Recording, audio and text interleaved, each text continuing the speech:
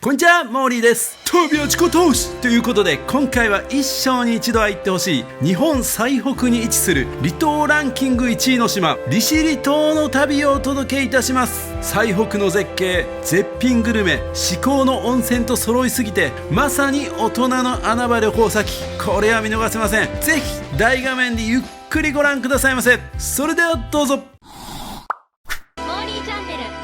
利尻島は北海道稚内市から約52キロ離れた周囲約60キロメートルの小さな島。人口は約4000人。島のシンボルで別名利尻富士とも呼ばれる利尻山は日本百名山に選ばれています。島には大自然が織りなす絶景ポイントがたくさんあります。利尻はリーシリというアイヌ語から来ており、高い山のある島という意味を持ちます。島のほとんどが利尻礼文サロベツ国立公園として国立公園に指定されていて、特に6月から10月は高山植物や登山が楽しめるベストシーズンです。標高1721メートルの利尻山は天気が良い日には海を挟んだ稚内市からもその姿を望むことができます。利尻島の歴史はアイヌ文化と深く結びついています。アイヌの人々は海や山の恵みを生活の糧とし、自然と共生する独自の文化を築いてきました。江戸時代には利尻島は異民族が住む蝦夷地として松前藩の支配下に置かれ、日本本土との交易が盛んになりました。この時期、島には漁業を中心とする産業が発展し、昆布や魚介類が特産品として日本各地へと出荷されるようになり、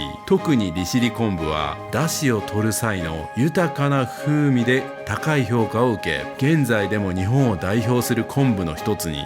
また利尻島の海産物も絶品です。特に新鮮なウニは利尻昆布を餌にして育つため、甘みとコクが格別です。ウニ丼やウニの刺身は島内の多くの飲食店で食べることができるので見逃せません。アクセスは飛行機だと丘珠空港、新千歳空港から直行便が出ています。稚内からフェリーで行く方法も一般的です。島内は車であれば約1時間から1時間半ほどで一周できます。それでは離島ランキング1位の島の魅力を一緒に味わいましょう。利尻島に行く前は稚内でグルメ旅を楽しみました。日本最北の地で楽しむ絶景とグルメは本当に一生に一度は行くべき内容でした。こちらの動画は別動画でご覧ください。本当に最高でした。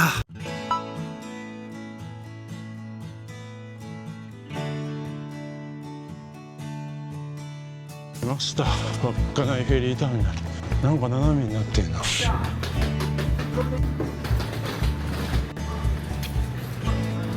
ネットで買っててもチケットの発券がここでいるそうです。来た瞬間に森岡さんですかって言われたんで、多分僕しか受付済ましてなかったんでしょ。またやってしまった。おかしいな。結構早めに出たつもりやったのにな。これですね、チケット一等席を取りました。っていうかそこしか空いてなかったです。こういう店もあったんですよ。めっちゃ並んでる。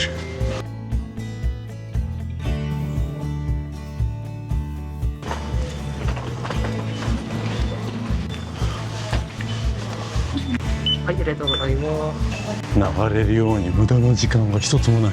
汗だくや。何が稚内汗かかへんやねん。ちょっと汗ばんでるわ。それではね、利尻島に向かって行ってきます。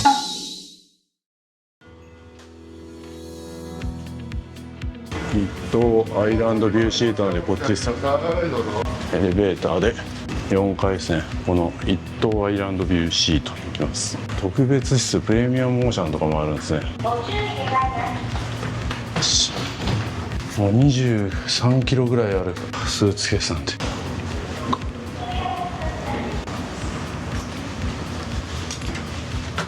ありがとうございます。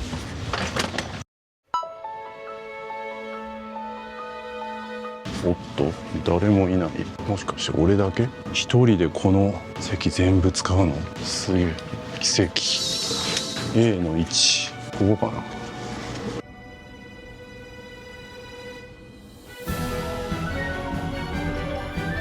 な。なんとこれ貸し切りとはすごいな。驚き。マジで誰も来んの？いやー、まさかの貸し切りとは。でも値段的にも5000いくらだったと思うんですよね。5620円なんで、多分普通だったらどれぐらいですか、2000円とかできるんですかね。まあなんか初めて乗るし、もしかしたらねもう二度と乗らんかもしれんから、まあね50万円とかじゃないんで、乗ったらまさかの僕だけでした。いや快適っすね。あ、なんか足オットマンが上がる。すごい。めっちゃいいやん。最高っすね。しまったな、僕宿にビール置いたまま帰ってもだ。しまった。いや楽しみですね。ちょっと船の中散策行こうかな。結構揺れるかもしれんって言ってますね。これが2棟なんや。あ、2棟もそんなにおらんな。2棟でもよかったよ。あ、1棟の和室とかこういう個室になるんですね。あ視聴者さんと出会いました。これ映さないでくださいよ。マスクはいいですか？ぼかしした方がいいですか？視聴者さんと船で出会いました。視聴者さんと喋ってたらいつの間にかもう船出発してました。今日ね僕レンタカー借りれてなかったんで、視聴者さんがレンタカー借りてるから一緒に行きますかみたいな。なんとそんなドラマのために僕今日レンタカー借りれなかったんですかね。いろんな席があるな。ここは自動販売機もあるな。うまそうなアイスあるやん。アイス買おう。何熊笹って。宗谷の塩とかいいな。トウキビもなかとか全部ええやん。アイス食べよう。宗谷の塩にするかな。すごい、こんな入れ物に入ってる。スプーンついてますってやったけど、ほんまについてるわ。それではアイスいただきましょう。じゃあいただきます。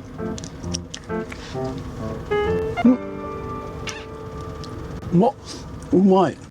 ちょうどなんか鳥が魚を捕まえたような気がしたんで目を奪われてましたが、心はこのアイスのうまさに奪われましたね。ほのかに塩が効いて宗谷の塩っすね。宗谷の塩や。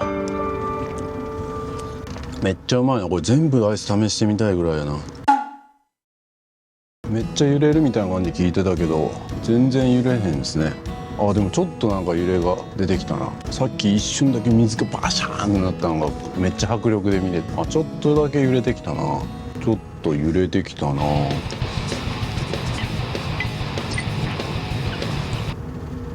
大丈夫ですね。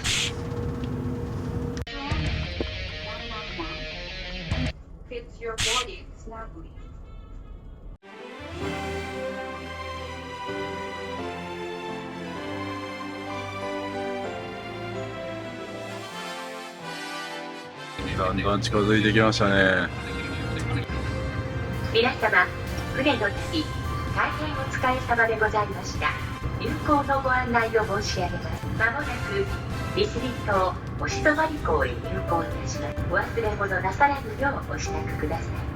本日はハートランドフェリーをご利用いただきまして誠にありがとうございました。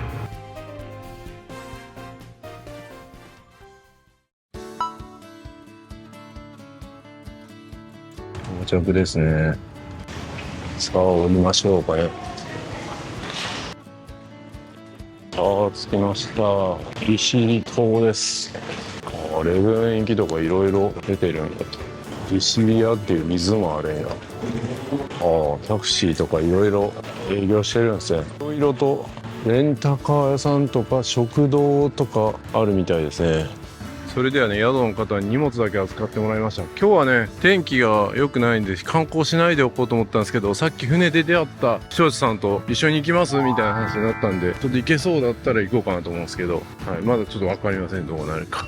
いろいろとお店がありますね。そういえばそろそろお昼ご飯時間からお昼ご飯食べるとこちょっと探したいですね。いやモンゴルすごいおすすめっすよ。いや撮りたいの？いやいいっすよ。後ろいいっすよ。後ろいいっすよそんな。それでは視聴者さんに乗せてもらって、ちょっと今日は下見みたいな感じで行きたいと思います。カムイ海岸まで行きます。意外とこの港広いですね。右です。ここ右です。有名人と一緒に飲んだんで。いやそんな一般人ですから。娘に LINE しとかなか娘さんとかも見られてるんですかね。娘も息子もはい。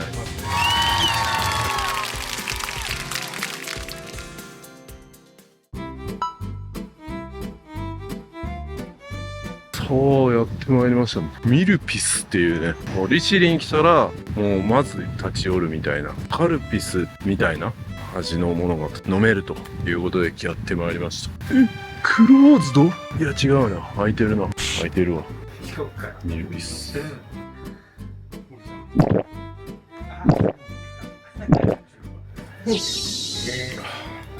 うまっ。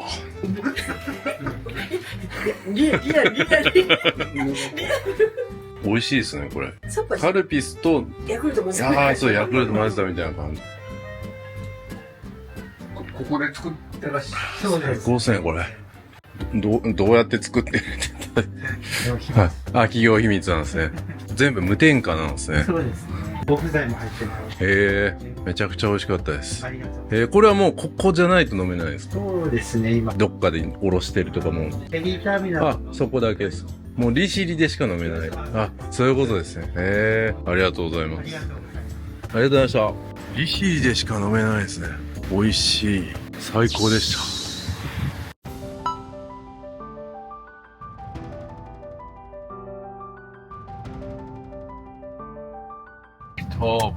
カムイ海岸。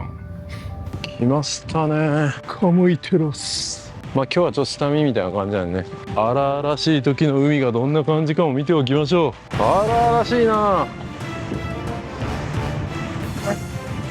なんとここでウニの手づかみ体験みたいな、ウニ取り体験ができるみたいで、本来だったらね、あのボートでウニを取りに行って、それで自分で開ける体験できるらしいんですけど、この波ですからね、さすがに行けませんね。もしかしたら明日行けるかもしれないけど、明日は天気なんですけど、風はね、ありそうなんで、ちょっと無理かもね。まあでも全然ウニ開けるだけで、めっちゃ観光客も集まってます。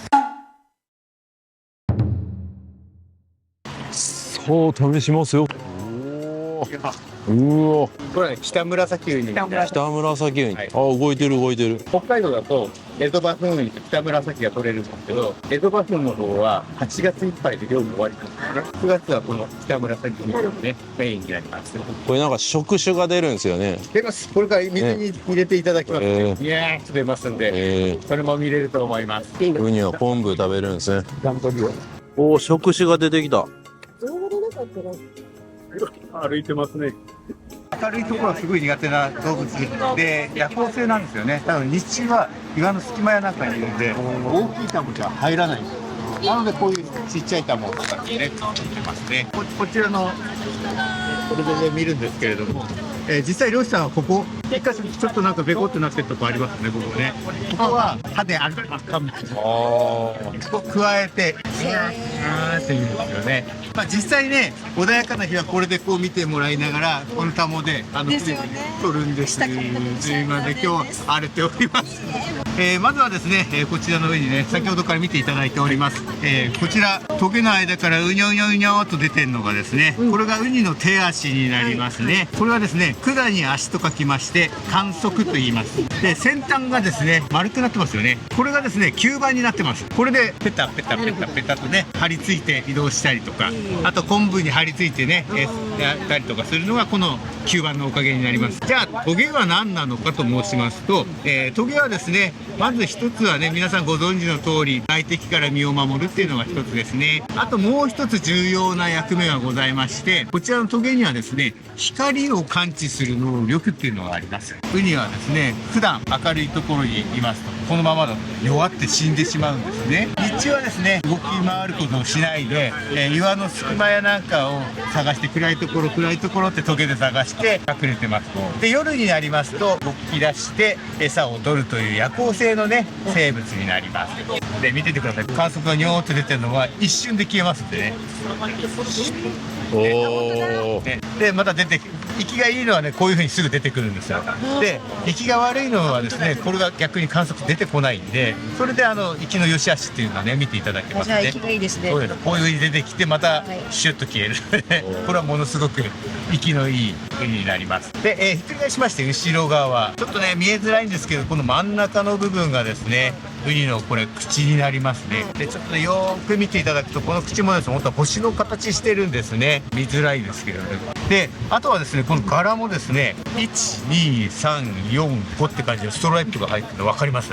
実はですねウニはですねヒトデの仲間、ヒトデのなので全部この星型みたいな感じで形成されていて、中身のですね身の方もですね五角形なのでレポンと割ると身がですね1個2個3個4個5個取れるとなりますね。はい、それではですね、実際にねウニの方をね割る体験にねしましょう。でこのウニなんですけれども、こう置きます。口が下で、こちら側は皆さん頭だとね思われてると思うんですけれども、実はですねお尻です。で見てください、ここちょうど真ん中にねお尻の穴見えますね。ここがですねお尻の穴になります。これ急所なんで触るとウニすごく嫌がります。はい、キューッとねギューッと嫌がる。なのでね口から食べたものはこの頭の上みたいなのを配置するような感じになりますね。それではですねこちらのウニ割り器の方をねお持ちいただきますね。まずはですねこのウニをこのように持ってみてください。はい、でまっすぐですねウニの真ん中お尻のあたりにまっすぐ構えていただきます。でそれでですねもう片方の手でちょっとずつです、思いっきり叩くと一気に潰れちゃいますので、ちょっとずつ力を入れてそのグリップエンドの方を叩いてください。叩いてはいではい刺さりました。 OK です。でそしたらばこれをですね握ります。割れた。はい。これでね、ウニの方が綺麗に割れましたので、もうね、こちらのウニ割り器の方は大丈夫です。はい。じゃあね、こちらがですね、ウニの中身になります。綺麗にね、真っ二つに割れましたね。はい。で、こちらの真ん中の部分がですね、ウニの口、先ほど見えてたのの口側ですね。意外と大きいですね。で、この茶色い部分は、こちらがですね、胃袋になります。ウニの中身は、ほぼね、胃袋とね、この口でね、構成されているような感じですね。で、ちなみにこの身と言われる部分ですね、こちらはですねウニのね生殖層になるんですね。なのでオスだったらば精子を作るところで、メスでしたらば、卵卵子を作るところに、ね、なりますね。この北紫ウニはですね産卵期がですね8月中旬から9月の中旬、まさにですね今が身が一番大きくなる旬になります。ちょうどこれいいですね。この内臓の中から緑色の粒出ましたね。これがね昆布です。なるほど。胃の中にねこれ昆布入ってましたね。なので昆布を食べていた美味しいウニの確定ですね、これでね。ウニによっては昆布以外のもの食べちゃったりとかするんで、そうすると要は魚の死体とか食べると生臭くなっちゃう。なのでもう昆布しか食べてない。これは美味しいの確定ですね。はい。それではね次の工程いきましょう。はい。次はねヘラ使います。でヘラを使いまして、じゃあどうするのかと申しますと、このヘラをこの身と殻の間にこれ透明な膜があるんですけれども、こちらをですね剥がすだけで大丈夫なんです。なのでヘラはですねこの身と殻の間をこう滑らせるんですね。これが正解です。はい。これがね先ほど言いましたけれども生殖層なんで、オスのウニなので精子が出てきます。なるほど。はい。なのでメスウニは逆にこれが出ないです。私らは命を食べてるわけですね。そうです。はい。食育ってやつですね。オスもメスも別に味は変わらないんですか？はい。大きくは違わないんですけれども、やっぱね若干違いますよ。はい。一応ですねメスの方が濃厚で、オスの方がクリーミーな感じなので、好みはありますね。お値段にするとメスの方が気持ち高いです。どうぞやってみてください。はい。じゃあちょっとやってみるか。これを一旦出すんですか？まずは一回出していただきまして、はい、こういう感じです。はい。でここのグリップエンドを叩いて。だけど。もうちょいです。いい感じで握ってください。握ってください。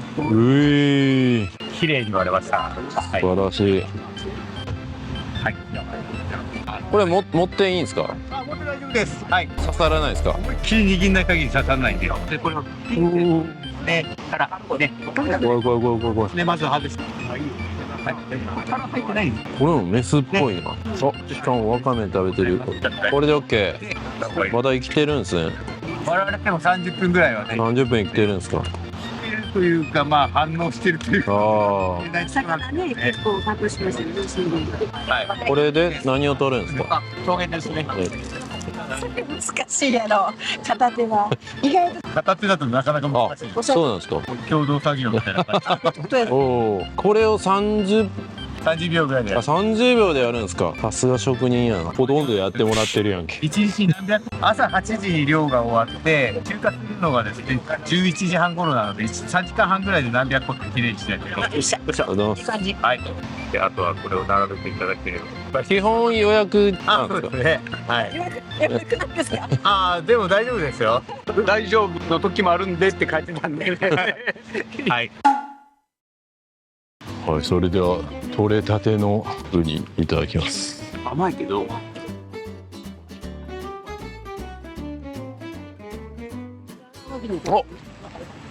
まっ。おいしい。うまっ。なんもいらんすね。もうなんか最初から入ってるこう塩の加減で。これビールが欲しい。うん。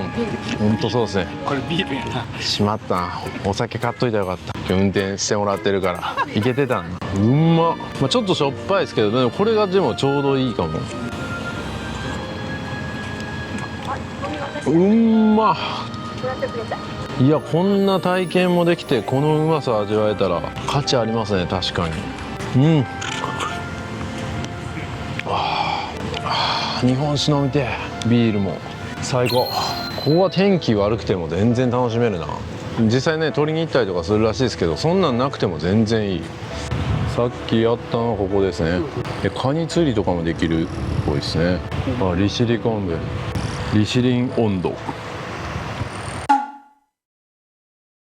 そう、なんと神津島とかでもね湧き水ありましたけども、ここにも霊峰湧水というなんと恵みの水があります。めっちゃ勢いよく出てる。あ、冷たい。めっちゃ冷たいな。よっしゃ、これ飲んでみよう。うわ、やべえ、カメラにかかった。お、うまっ。うん、ビール飲みたいと思ったけど全然これでもうまいやん。最高っすね。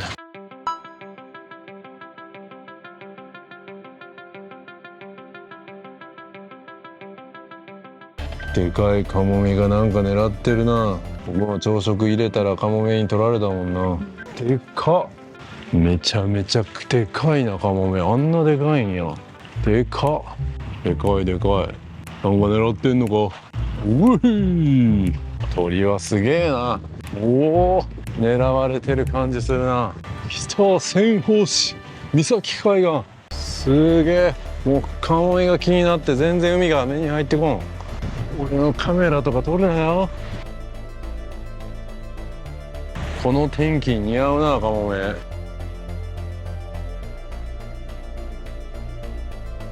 なんとここはね、天然のウニや昆布や利尻の海の様子が分かりますと。ここなんかアザラシがいて、アザラシに餌やれるみたいな。でアザラシもなんか普通にいるらしいですけどね、天然の。でもさすがにこの波ではおらんか。ここに何がいるんや。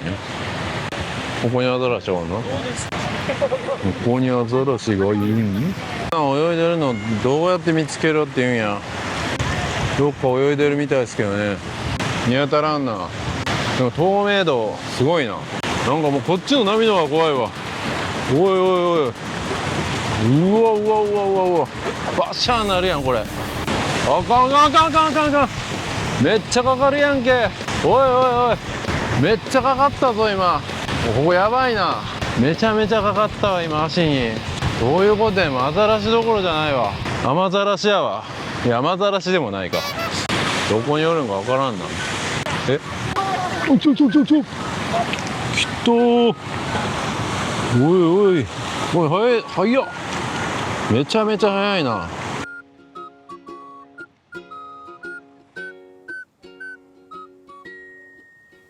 あのアザラシ、天然のアザラシかと思ったら、なんと稚内のあの水族館からレンタルしてるらしいです。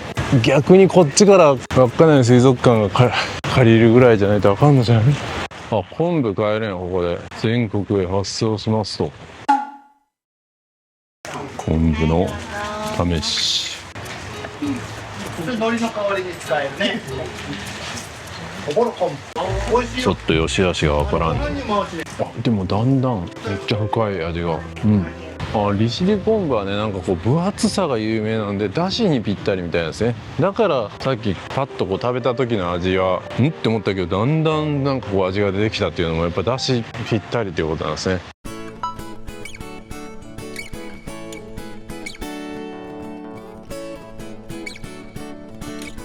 はい、ここに飲食店もちょっとあるみたいですね。ウニの軍艦とかも食べれるみたいですね。バフンウニ9000円もするんですね。こっち側にも飲食店があって、ここ Google の評価良さそうなんで、ちょっとこっちに行こうかなと。もうそう。だってもうそう。300円です。紫ウニ。ウニも安い。ホタテいただきます。他に何があるんですか？あとこれいっぱい焼きよ。じゃあどっちもください。どっちも一個ずつ。あ、そう。はい、それではね、いただきましょう。まずホタテのバター焼き、今剥いたばっかって言ってうまそう。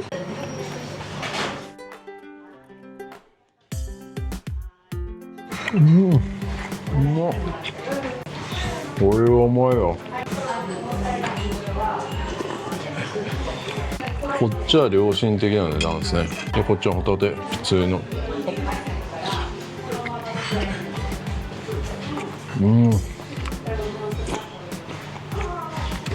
最高ですね。ホッケのかまぼこ。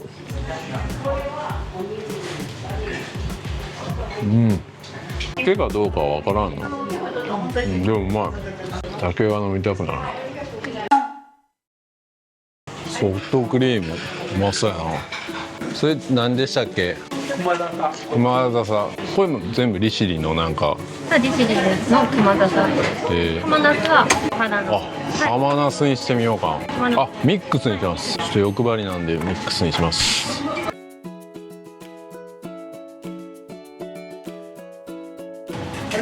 見て浜ナスと何だっけ？熊笹茶、いただきます。熊笹は、若干抹茶っぽいけど、でも抹茶ではないですね。お茶を感じる、ちょっと苦みも感じる味。うまい。浜ナス、こっちはフルーティーななんか、香りもなんか感じられる。うまいですね。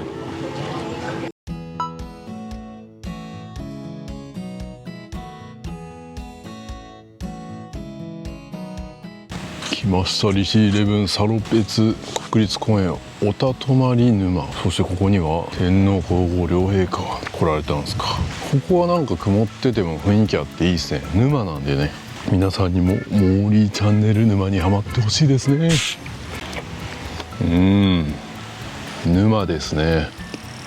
すいません、ただの沼ですみたいな発言をしましたけども、そんなところにね天皇皇后両陛下来るわけはないですよね。晴れてるとやっぱあそこに利尻宇治が見えて、そしてこの沼に反射して逆さ富士も見えると。これは明日ちょっと見てみたいですね。明日チャンスあるかな。でも風明日あると思うんですよね、晴れても。でもちょっと見てみたいですね。楽しみにしておいてください。こっからどう変わるのか、どっちもお届けするのがモーリーチャンネルです。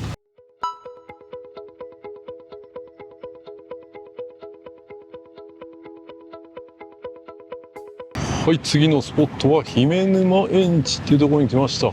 姫沼、また沼ですね。晴れてるとああいう感じで反射するんですね。20分歩くって書いてます。なんか雰囲気ある橋が。面別沢。なかなか美しい。なんと店もあるじゃないですか。ちゃんと観光地化されてんな。来た、姫沼来ましたね。皆さんには見えてないですか？僕には見えてますよ。利尻富士と反射した姿が。明日また晴れてる時に見に行きたいと思います。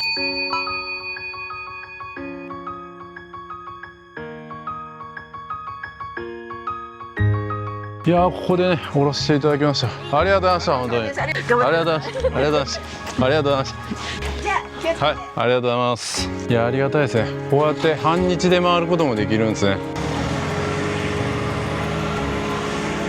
ありがとうございました。天気もなんか明日回復してきそうな感じですね。ちょっと一旦荷物置いていきましょうかね。今日1泊目泊まるのはこの旅館成田さんというところで、食事もここでしたいなと思ってます。はい、居酒屋とかもねなんかあったんですけど、ちょっとなんか調べる限りだとそんなに評判がいいところが見当たらなかったんで、旅館で食べる方がここでは正解かなと思ってます。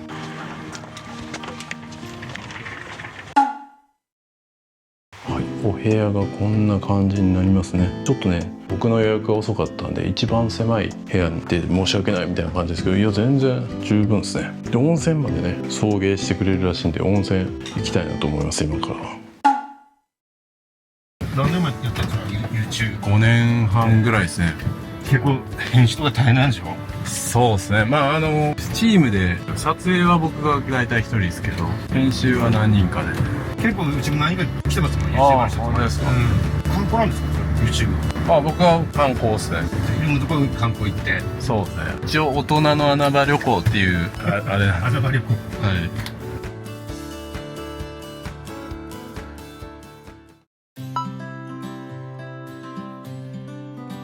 い。利尻富士温泉。結構来てるな。そちら入り口なんでね。で、入ってすぐ券売機あります。わかりました。で、また出たら私、小屋に迎えに来るんで。わかりました。はい、ありがとうございます。いや、この温泉まではね、宿の方が送ってくれるということでめっちゃいいですね。利尻島には2つ温泉施設があって、どっちも超営らしいんですけど、もう一つの方はなんかホテルが併設されてるみたいですね。ちょっと中は多分撮れないと思うんで、ここから撮影控えます。泉質だけお伝えしますね。いやー、最高でしたね。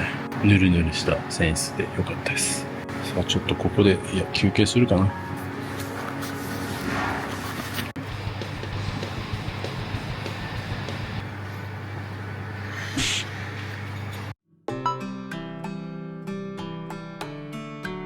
はい、温泉終わってね、まだ宿の方に迎えに来てもらえるんですけども、せっかくなんでね、ちょっと歩いて街並みを確認しながら帰りたいと思います。いや、ちょうど雨も止みまして、明日はね、晴れるんで、どんなに景色が変わるんか楽しみですね。15分ぐらい歩いたら宿に帰れるみたいなんで、ゆっくり、のんびりね、帰りたいと思います。これもいいですね。やっぱりこう南の島とは違ってこう北のね、むしろ北の果ての島なんで涼しいですね。お風呂上がりにはちょうどいいですね。足湯もあるんですね。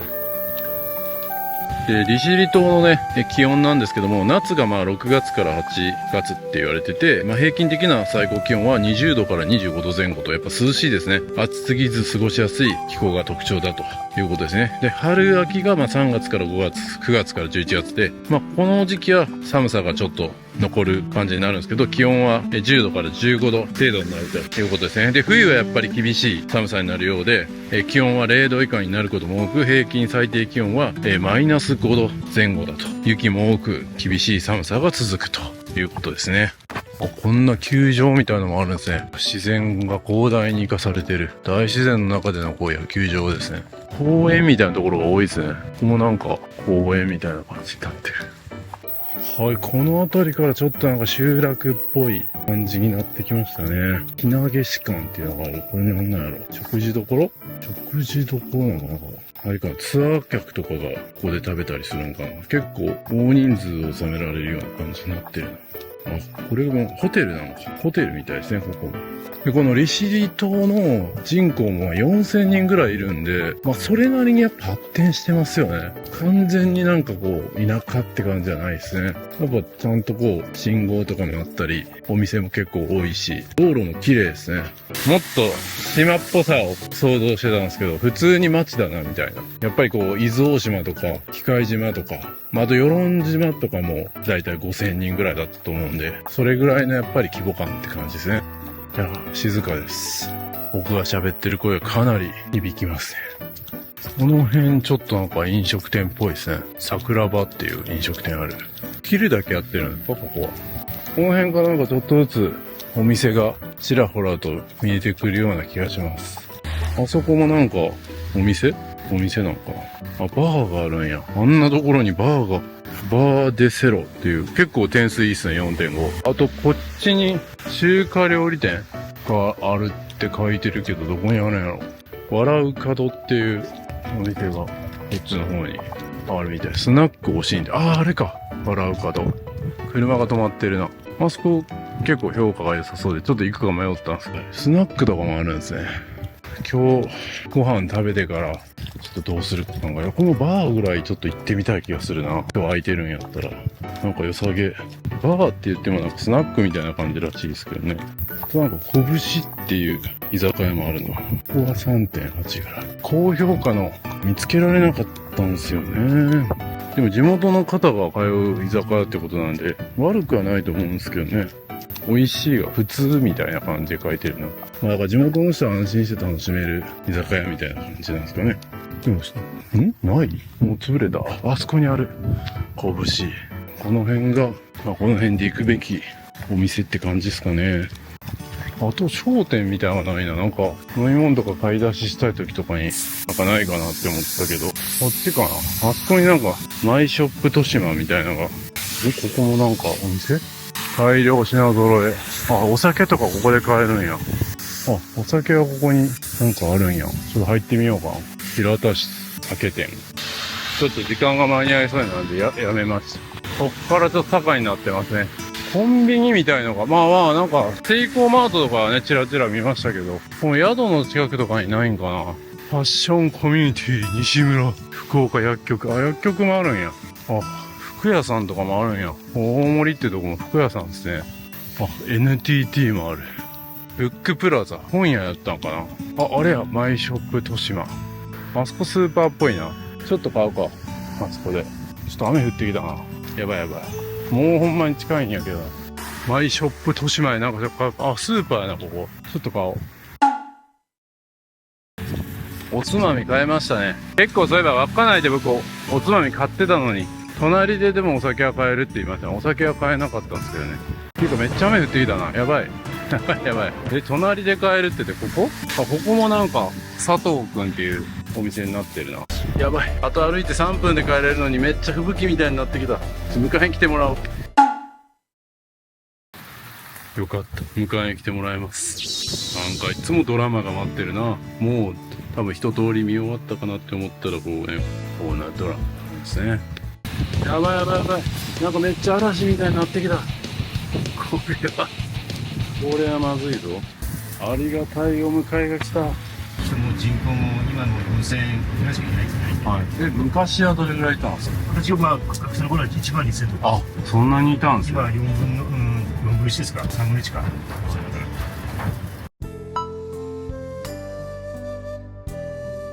紫ウニです。紫ウニ。はい。で、ホッケの煮付け。ホッケの煮付け。キスカジカ。キスカジカ。あとは、こちらイクラですね。あと生コスで、ボタンエビと生タコ。一回も茹でてないんですよね。生のタコを冷凍して出してるんですけど。で、あとこの辺は利尻昆布と、これ青粒と、まあ、ズワイガニ爪ですよ。で、これは豆板焼き。豆板焼き。まあ、火入ってますけど、これは冷えてから食べて。はい。ありがとうございます。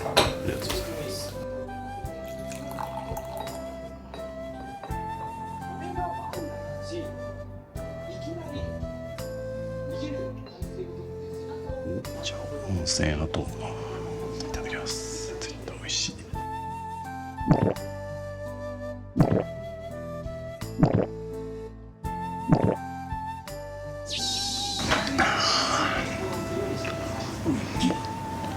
さあどっからいただきましょうかね。いただきます。じゃあまずお作りからいただこうか。ホタテ。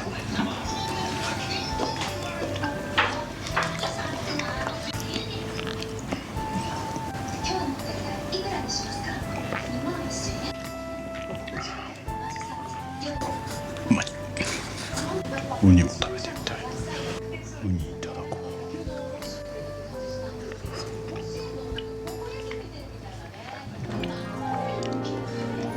めちゃくちゃうまい。喉が鳴ったわ。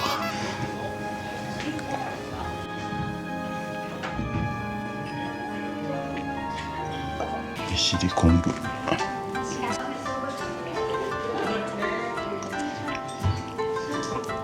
ッケの煮付け。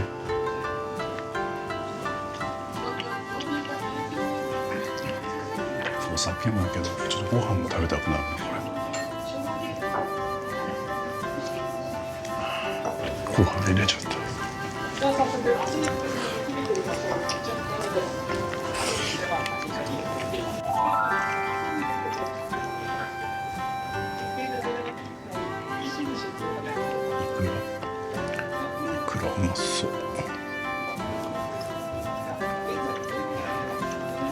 かんこれ。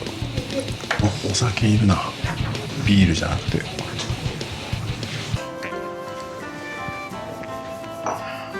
あ、すいません。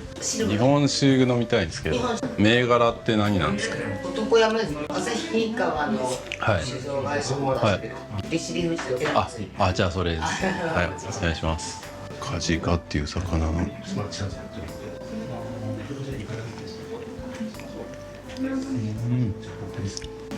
まっ。こちらです男山ここでここ限定みたいな感じなんですか？多分商店で多分ラベルを作って出して男山自体の普通の日本ラベルであると思うんですけど、男山に利尻の限定のラベルかなこれ。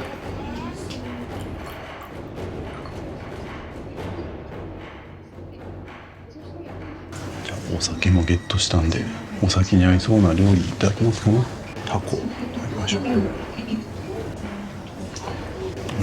歯応え素晴らしい。明石のタコもすごいけど、ここはここでうまい。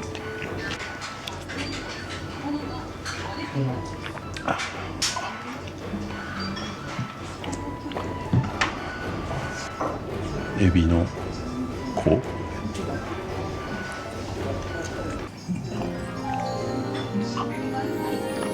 痛風なるわ。ち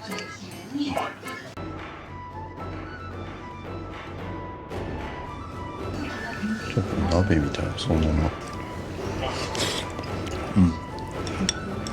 あれでもしっかりついてる。ナマコ。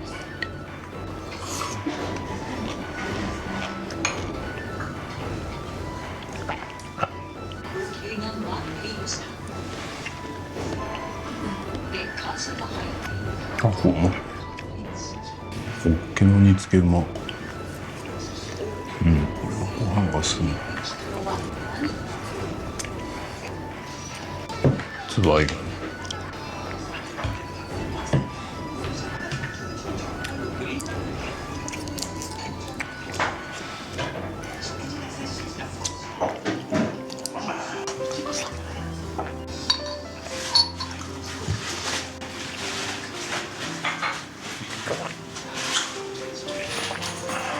改めて日本酒でウニをいただきたいと思います。ウニいくら食べても飽きないですね。飽きるかなと思ったけど毎日食べてるけど飽きないですね。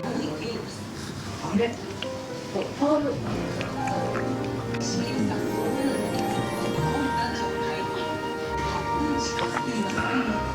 飯にのせて食べよ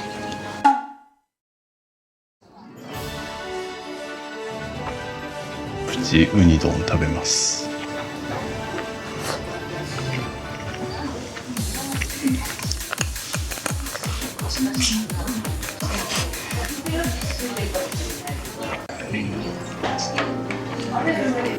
ご飯おかわりいくらでもできますって言ってたけど、ウニおかわりしたいです。お願いします。なんかご飯がめっちゃうまいですね。どれもご飯に合う。米がうまい。お酒飲んでるのに米食べてます。エビ。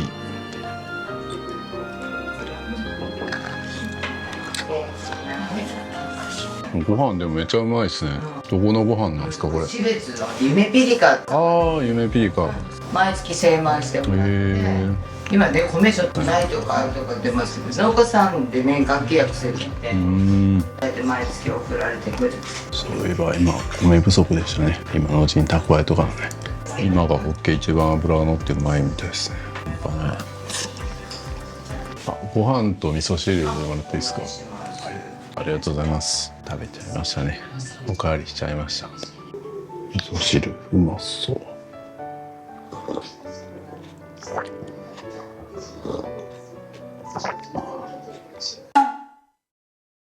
今もあるんですかこれは？その酒蔵もうないんですよ。48年まで。で、それをなんか、ちょうど多分大切な作戦みたいな感じで、まだ作ったのかな。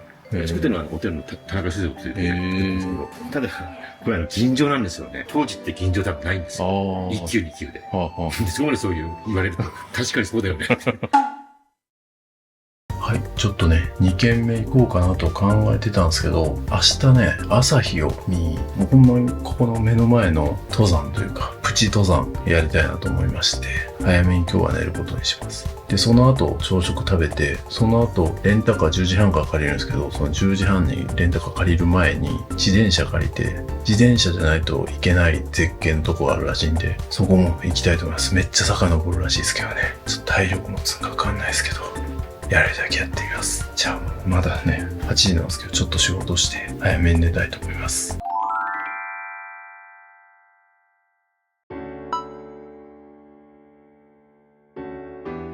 おはようございます。今4時55分ですね。めちゃくちゃ早起きしました。そしてなんと、昨日はあんな大荒れだったのに、超快晴です。来ましたね。そして利尻富士も見えてます。雲がちょっとだけかぶさってるけど、見えてる。そして、やらんでええやろって思ったけど、やっぱやります。あそこ登ります。で、その後、チャリ借ります。レンタカー借りる前にチャリ借りてちょっと、チャリでしか行けないとこ行きます。こっから行くのかな。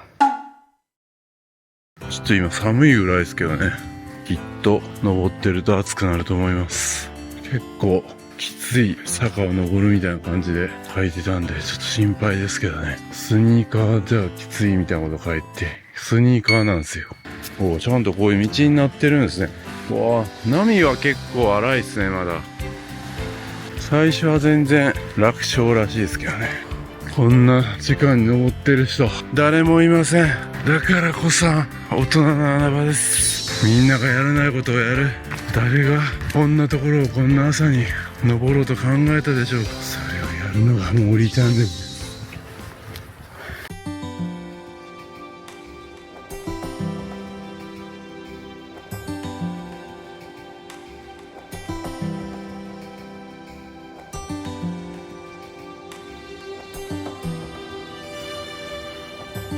なんか広場に来た。これが会津藩士の墓。江戸幕府よりロシア側の襲撃に備えるための蝦夷地防備の命を受け、1600人が松前、宗谷、利尻、樺太、積丹に出陣しました。で、この利尻島には250人が駐屯して、ロシアとの交戦ありませんでしたが、病死あるいは樺太警備の帰りに現在の主府町で起きた関西丸漂着事故により多くの反射者が亡くなりました。それの墓なんですね。ああ、花も結構有名なんですね。ちょっと雨上がりなんで草も濡れてますね。それでも僕は行きます。来た。ペシ展望台行きます。あそこに見える橋、あそこが自転車じゃないといけないらしいんでね。清岬コース案内、右から行った方がいいんですね。分かれ道で遠回り、緩い坂コース、時短急な坂コース。いや、そら時短やろ。時間は何よりも大事ですからね。そんな緩やかなとこ行ってる場合じゃないですね。 YouTube 的にも急な方やろ。いや、素晴らしい。港が素晴らしい。よいしょ。もう足がパンパンになってきた。この後自転車とかできるんか。俺はなかなかやぞ。45度ぐらいあるのじゃん。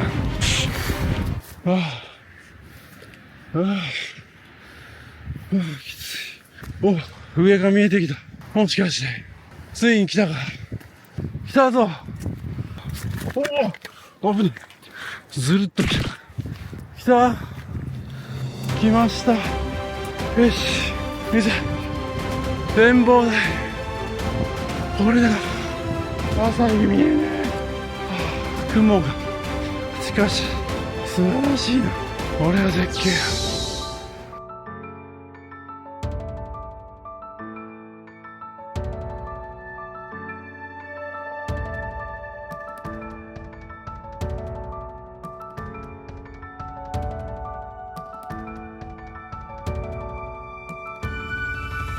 来ましたね、朝日。めちゃくちゃ美しい。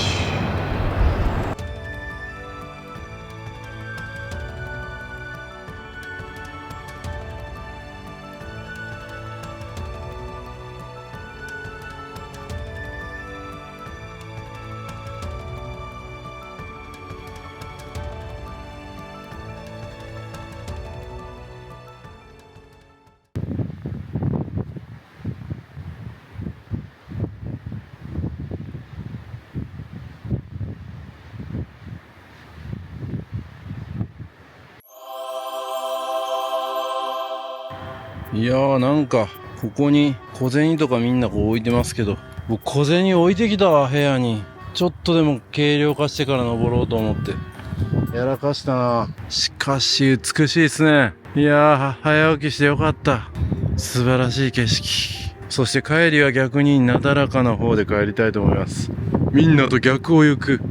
それが大人の穴場旅行です。いやいや、でも皆さんは自分の好きな方で行ってくださいね。普通はこうするみたいなんだったら僕じゃなくても発信できると思うんでね。さあ、それでは今度は緩やかだと言われてる方から帰りましょうか。でも実質15分もあれば上がれた気がします。よし。いててて、こっちも結構きつい気がするけどな。こっちの方がなんかちょっと道が整備されてるような気がします。ちゃんとこの横の鎖とか持った方がいいですね。僕もカメラ持ってるんで逆の手にします。こうやって、お危ねえ。ずるっとくる。雨上がりですからね。昨日の夜中はめちゃ雨降ってました。まるで大神島のね、旅みたいな感じですね。夜はめちゃめちゃ雨が降って、次の日最高の朝日が見れる。大神島もそうでしたね。ここにも神が宿ってるのかもしれません。あかん、膝痛て。対馬の旅を思い出す。膝の痛さ。いっててててて。下り坂がきついっすね。ほんまにこの後自転車乗るんか。電動付きがなかったらやめとこうかな。しかし利尻富士もずっと雲がちょうどてっぺんのところにあって見えそうで見えないみたいな、そういう方がいいみたいな、そんなことを教えてくれるんですかね。もう見えてしまったら魅力はないみたいな。ああって見えそうで見えなくて隠れてるからこそ魅力的に感じるみたいな、そういうことありますよね。それ以上は言いませんけどね。だいぶなだらかになりましたね。確かにこっちはそこまで急じゃない。時々こうやって急なところが現れるって感じ。石大丈夫？なんかいきなりなんか崩れんやん。よしよしよし。ゆっくり慎重に。でも本当にあんまり運動してないお年寄りとかだったらかなりきついかもしれないですね。ここはずっとなだらかなとこからはもうなだらかっぽい気がする。ベンチもあります。恋する灯台。なんやねん、恋する灯台に認定されましたって。恋する灯台の街認定証。どこがそんなことやってんの？日本ロマンチスト協会。確かに。ちょっと、これがいい感じか。この辺ぐらいからでもまあまあ悪くないですけどね、景色。しかし利尻富士全然顔見せんな。ほぼ見えてますけどね。富士山とかもあんな感じですよね。普段あんな感じだから見せてくれた時感動するんですね。興奮するんですね。何でも一緒ですね。おお、危ね。ずるっときた。マジ気をつけな。スニーカーじゃいかんとかで帰った人いたからな。汗もかかんかったな。宿に戻ったらシャワー浴びようかなとかって思ってたけど、しようかな。朝食の時間までもう一回寝るか。何時や今。5時42分か。1時間ぐらい寝れるな。結局ここ登ってきた人3人ぐらいでしたね。朝日が出る前に降りちゃってた人と、ちょうど僕と同じぐらいのタイミングで上がってきた男の人が1人いたって感じですね。穴場かもしれないですね。結構観光客はいるはずやのに。どっから降りてんの？なんかとんでもないとこに降りてる人いるけど。何どうやってあのとこ行くん？謎ですね。僕よりロックな人いた。ただでさえ僕と同じ方向で、きついところから上がってきて緩いところで降りるっていう、通常とは逆の動きをしてるにもかかわらず、さらに道外れて謎のルート行ってる。地元の人なのかな？違うんか。もともとそういうルートに行くんや。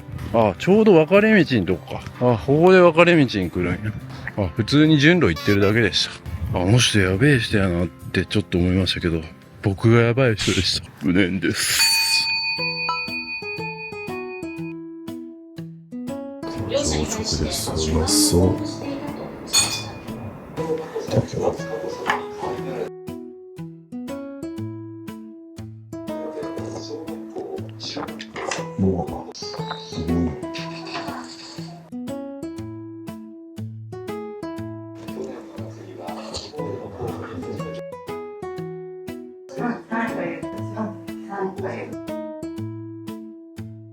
今の仕組みのもと、これまでで最も5人のコロナ禍が発生。また、昨日は立候補を表明し、石破元幹事長が新たに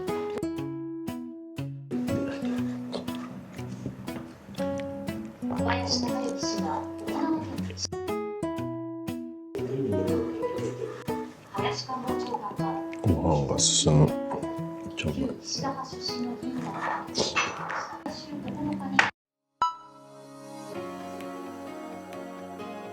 はい、それではね、今8時16分になりました。10時半からねレンタカー借りることにしてるんで、ちょっとそれまでね自転車借りようかなと思ってます。なんでかというと、自転車でしか通れない場所があるらしくて、やっぱ1時間ぐらいだけ自転車借りて力行った方が近いって言ってた。いや、いいっすね。全然天気ちゃうやん。昨日何やってんねん。あそこ登りましたね。美しい。おお、美しいっすね。全然違うやん。雲一つないと思ったら利尻富士の上だけ雲があるんですね。なんであんな風になるんやろ。あ、船来てる。やばい。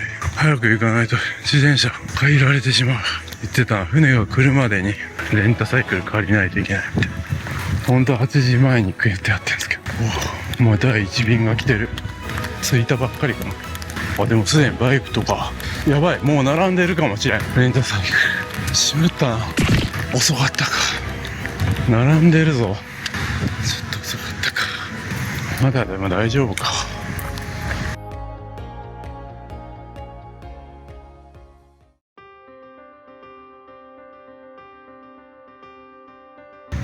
ここですね。1時間400円で借りれますね。やばいな、めっちゃ時間かかってる。あと10分ぐらいかかりそうやな。1時間だけ借りるか。結局僕が最後の客なんで一番遅れてきちゃったってこと。さあ、それではクロスバイクを借りました。さあ、スタートしました。いやー、自転車クロスバイクだったら大丈夫ですよ。式根島のね、旅の経験を生かしてバッチリカメラも固定してます。新しい新兵器。結構きつい坂やけどクロスバイクなんでまだ良かった。これママチャリだったらきつかったな。しんどい。本当のサイクリングロード一周やったら1時間とかでは回れないみたいですね。2時間はかかるって言ってます。あ、サイクリングロードこっちから行ったらいいの。きつい。すでにきつい。めちゃくちゃきつい。何時ぐらい。坂多すぎる。電動付き自転車の選択肢がないのなかなかっすね。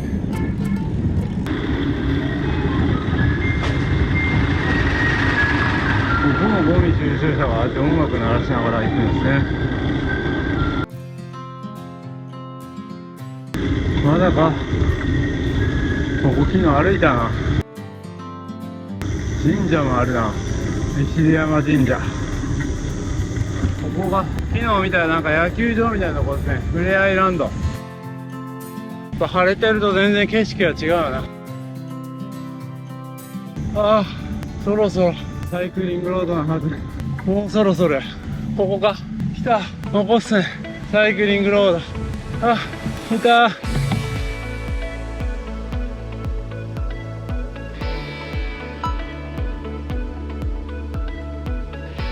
もうスタートからバテバテなんですけど、でもなんかこっからはもう原付すら入れません。自転車のみ。安心ですね。おお、美しい。最高ですね。うわ、平坦な道やから回復するわ。まあ、平坦って言っても微妙に坂っすね。これママチャリやったらきついぞ。俺は昨日やったら走れんかったな。でも自転車でしか見れない絶景があるって聞いたんでね、それだけを楽しみに行きます。あ、朝早朝から登山して、そしてサイクリングっすか。大人の穴場旅行やのにな。トライアスロンみたいになってるやん。神津島といい、波照間島の旅もそうだし、鳩間島もそうか、黒島もそうやった。島旅は体力がいります。絶景が見れて素晴らしいんですが、体力が必要です。だから他の YouTuber もやりたくありません。きっとしんどいもん。でも僕はそのしんどい島旅を撮り続けて YouTube 少しは開花しました。やっぱりね、厳しい方あえて選択することで光が見えてる。今目の前に太陽の光があるように、そんなことも教えてくれるんですね、この利尻島旅は。なんでもだ、まさに旅は自己投資で、これ本来なら逆らしい。これ逆側から行ってるっぽい。正規のルートは反対側らしいです。今回は逆へ行ってます。いいんです。別に正しいルートじゃないといけないなんて誰も決めてない。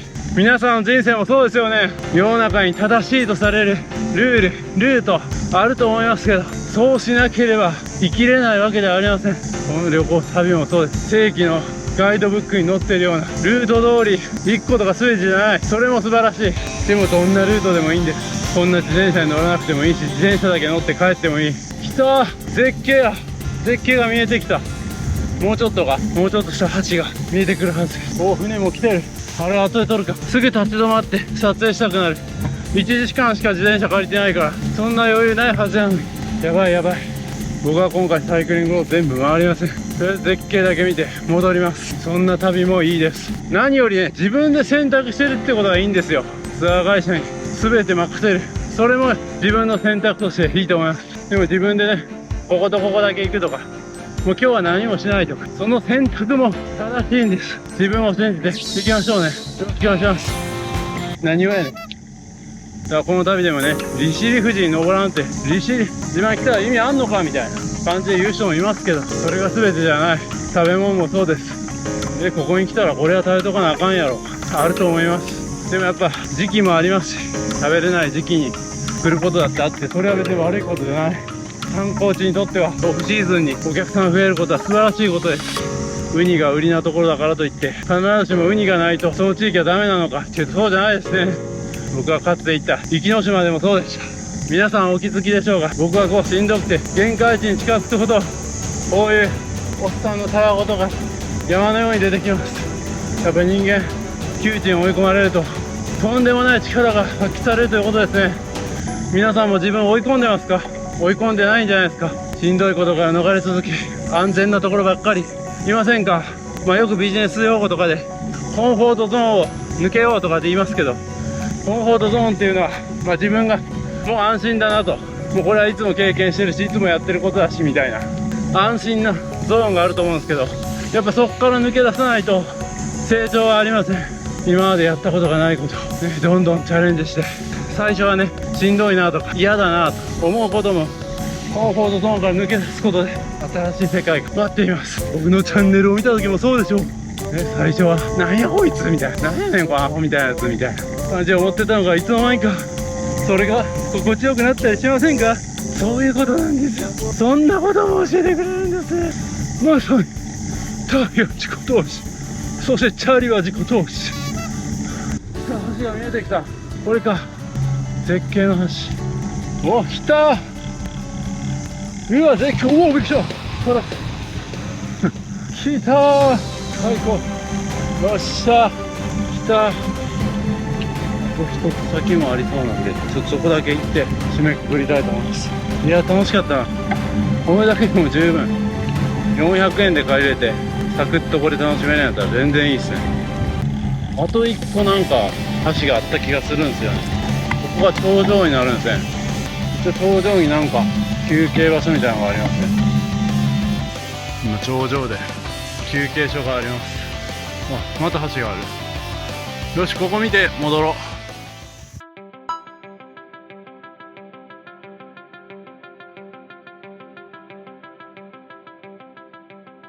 う。よっしゃ、来ました。ああ、最高。また景色が違うな、ここも。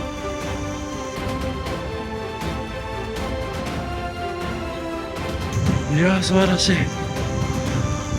これを拝みにだけ来ました。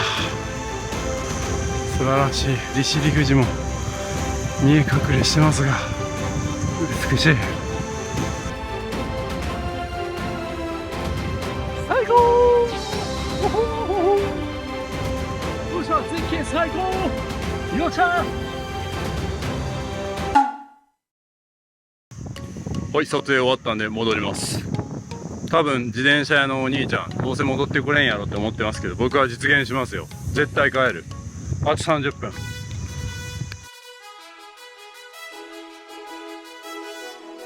いやー、帰りは下り坂ばっかりで気持ちいい。涼しい。今19度ですからね、めっちゃ涼しい。でリュックとかも僕背負わず着るリュックだけ着てるんでめっちゃ快適。着るリュックめっちゃ快適やわ。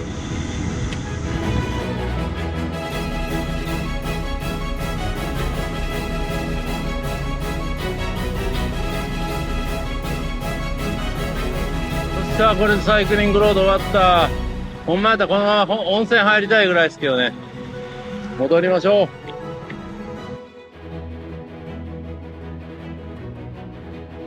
帰りは楽勝でしたね。行きだけちょっとしんどかった。海も綺麗ですね。日本とやっぱ全然違うな。海が青々してる。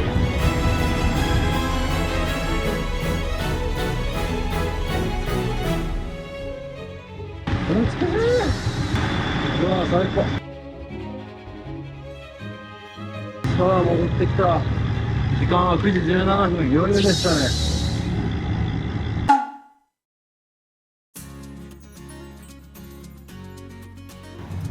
ね。いやー、天気が変わるとここまで違うんですね。めっちゃ美しい。漁港も美しいな。透明度がすごい。いやー、朝からあそこに登山して朝食食べても自転車走ったんでヘロヘロっすけどね。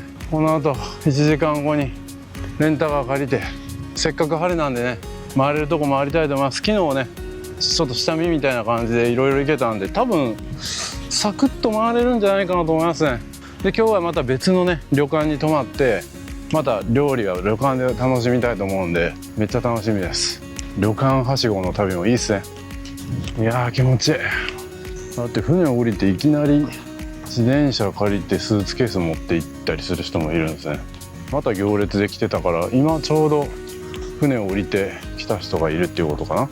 でこの利尻島にはね行き方いろいろあって、稚内から来る方法もあるし、礼文から来る方法もあるし、札幌からだったかな、利尻まで飛行機が出てます。羽田から利尻もあったんかな。ただ飛行機は結構やっぱ欠航になる可能性があるんですよ。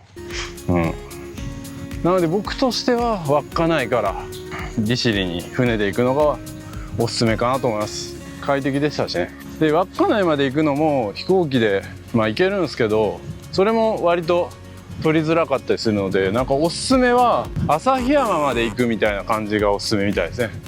旭山まで行って、旭山だったらレンタカー借りるの安いんで、旭山からオロロンラインかなんかを通って、オロロンロード、オロロンラインを通って行くと、それも結構おすすめらしいです。僕はそれ知らなかったんで普通に稚内まで行きましたけど、稚内でレンタカー借りると高いんでね、旭川で借りるっていうのも一つの手みたいです。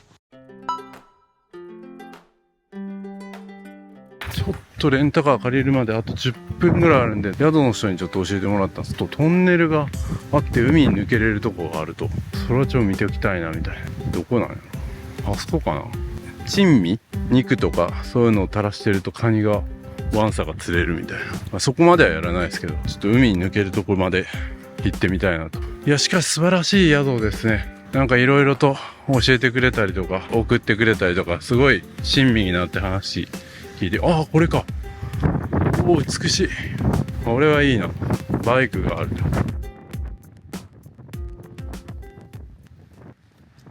おお海に向けられた。風が今日は強いですけど、でもやっぱ海はいいっすね。気持ちがいい。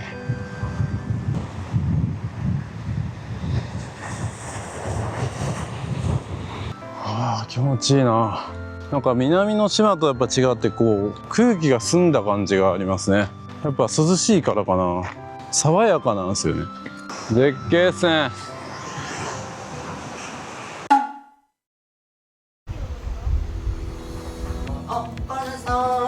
他の部屋だとこんなオーシャンビューの部屋があったんですね。めっちゃいいじゃないですか。ありがとうございました。助かりました。また来ます。ありがとうございました。日本レンタカー来ました。昆布とかも売ってるな。あ、リシリアっていう水も売ってる。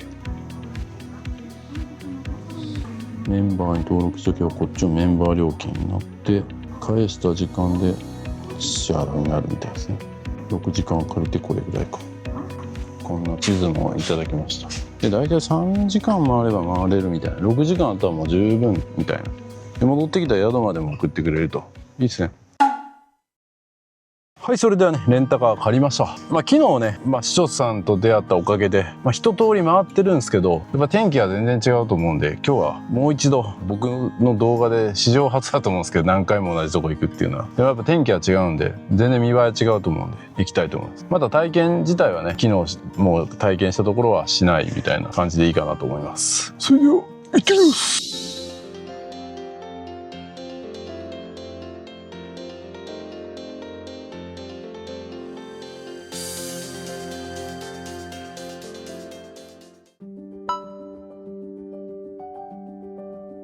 さあ、昨日も行きましたけども、全然やっぱ見栄えが違いますね。なんかこんなとこ行ったっけみたいな感じで、自分の記憶を疑うほどの見た目の違いがあります。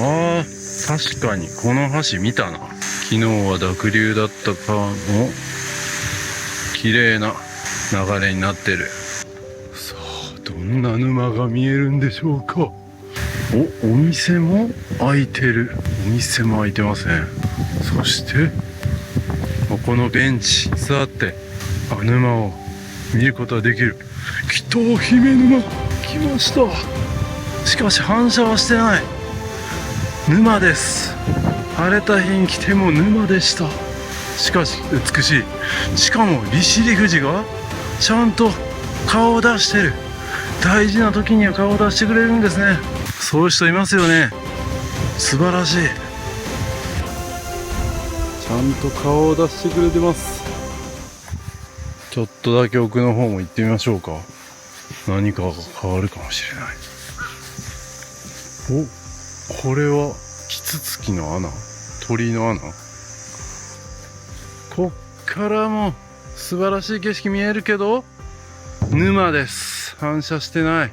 どうやったら反射するんや。時間帯が悪いんかな。でも若干なんか反射しかけてる気がするけどな。何あれ。カラスが水浴びしてんの。なんやろあの鳥。謎の鳥がいます。白鳥みたいな感じやけど、でも体黒かったな。黒鳥。おー、綺麗。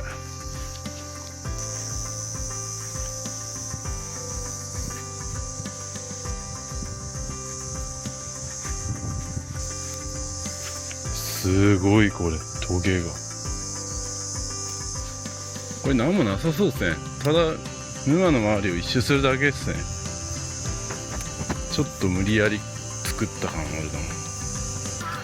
休憩所にはなんか芋とか売ってるんかなと思ったら、写真だけ売ってみたみたいですね。ここはやっぱいろんな花が咲くみたいで、やっぱ花とか好きな人にはすごくいいかもしれないですね。いいかもしれないっていうか、いいっすね。本当に花が撮りたい方はシーズンはやっぱオンシーズンに来た方がいいと思いますね。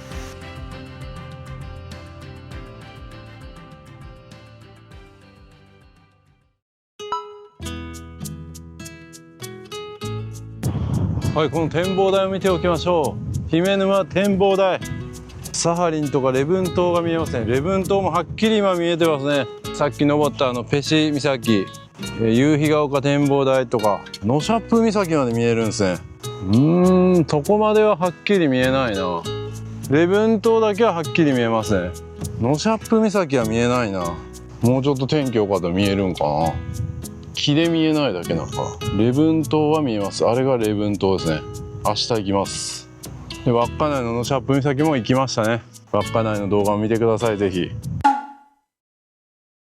今ね、ウニ御殿っていうところを過ぎたんですけど、そこも結構有名なんですよね。ウニがたくさん食べれるみたいな。で、僕もそこに泊まろうかなって考えたんですけど、ちょっとね、今回は評判優先で考えたところ、いい評価もねもちろん多かったんですけど、それ以外もなんかやっぱちょっと最近質が落ちたみたいな意見もあったんで、今回は僕は見送りましたけども、人気店であることには変わらないんで、ぜひ気になる方はチェックしてみてください。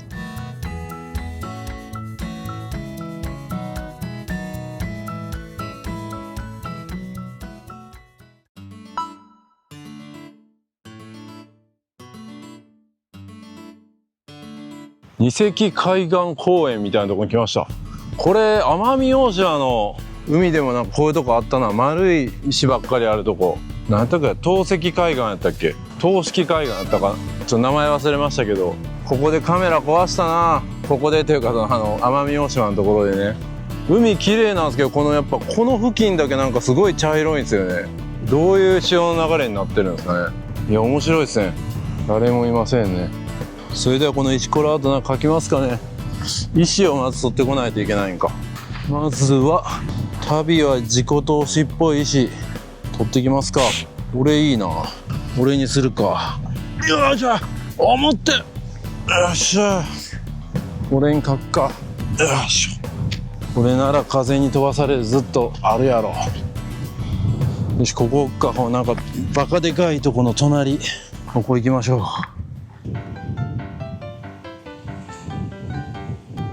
旅は自己投資来ました。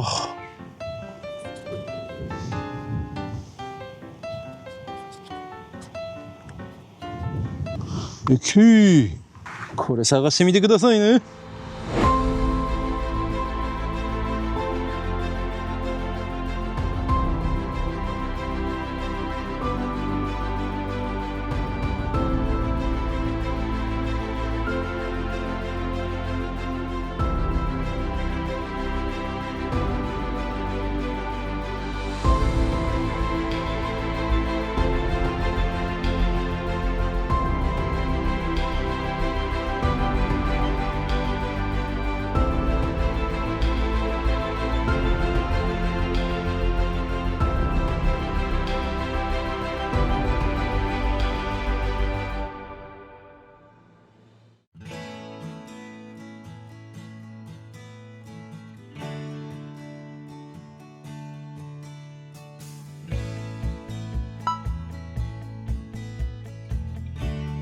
さあ、小田泊沼またやってまいりました。全然昨日と景色違うな。昨日はここでソフトクリームとか食べましたね。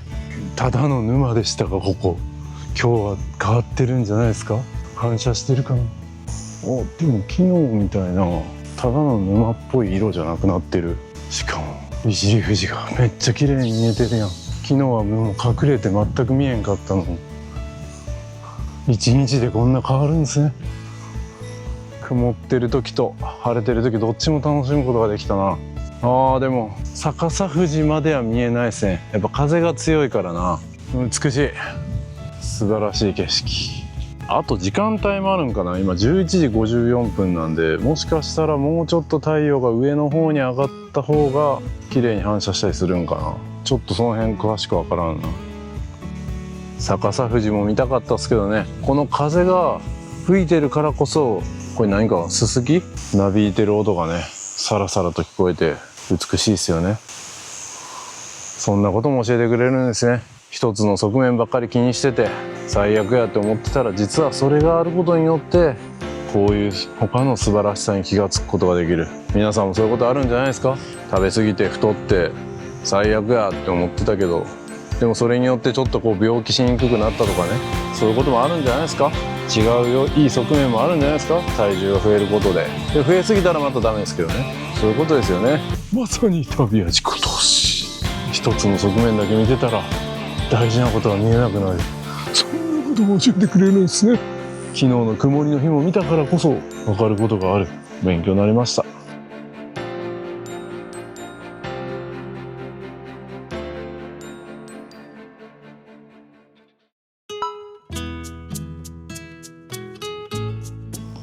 はい、ここは昨日行きませんでしたね。南原湿原というところですね。ここも沼になってるんか。一応順路ってなってるけど、大丈夫かこれ。また足元もうめっちゃかゆいけど、半パンやのにかゆいかゆいかゆいかゆい。痛い痛い痛い痛い痛い痛い痛い痛い痛い痛い痛い痛い痛い痛い痛い。いきなりスタートするのがいいですね。そこに沼がありますね。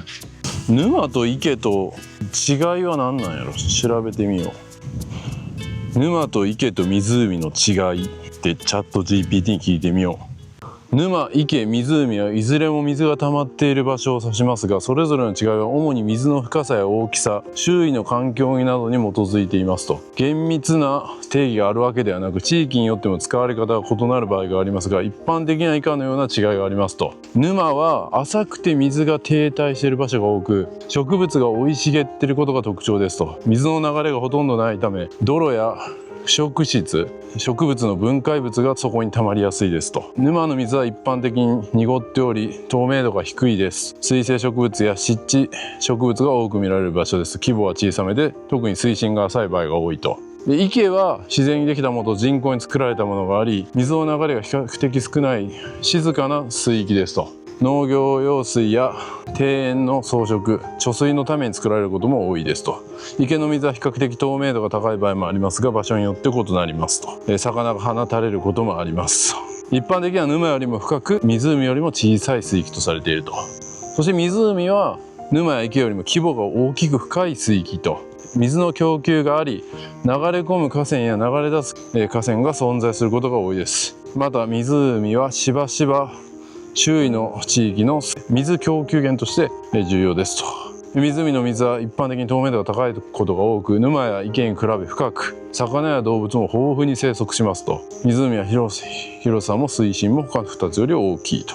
なるほどな。そんな違いだったんですね。ということは沼ということはただ溜まってるだけみたいな感じなんですかね。なんなんやこれが湿原なんですか。やっぱこう草木を楽しむんですかね。ここに生えてるこういう植物とかを楽しむ感じなのかな。まあまあ遠いな。だから花とかね、そういうものを見ると、南原湿原の歴史、南原湿原は4400年前後から形成が始まったと考えられており、約113種類の植物が分布していますと。また高層湿原の特徴である水苔と低層湿原の特徴である水芭蕉が分布している不思議な湿原は、日本の中でも南原湿原だけと言われ、とても珍しく貴重なものですと。なお南原湿原は利尻富士町の文化財にも指定されていると。なるほどな。そういうやっぱこう生物詳しい方にとってはもうすごい場所なんでしょうね。そういうのをちょっと写真撮りながら歩きますか。またこれ最後きついな。足に当たりまくる。いててててていててててて。なんじゃこれ。蝶々も多いな。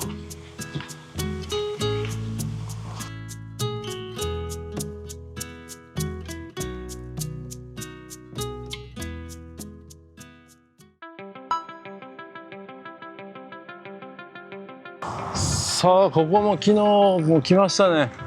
アザラシがいたとこかな。千宝市岬海岸やってまいりました。昨日より晴れてるけど荒々しさは昨日より上じゃねえの。うわすげえ。今日はこっち側の風がすごいみたいなんでね、利尻富士も綺麗です。いやこの荒々しさもいいっすね。うわここまで水しぶきが飛んでくる。うわ冷た塩水が。うわすごい。もうめっちゃ飛んでくる。アザラシいるかな。うわ岩手の旅行以来やな、あんな激しいの。おいどこやアザラシ。アザラシが見当たる。おっとっとっとっとっと泳いでるやん。あんま変わらんすね昨日と。晴れてるだけや。あと利尻富士が見える。カモメも待ち構えてる。そこは変わらんな。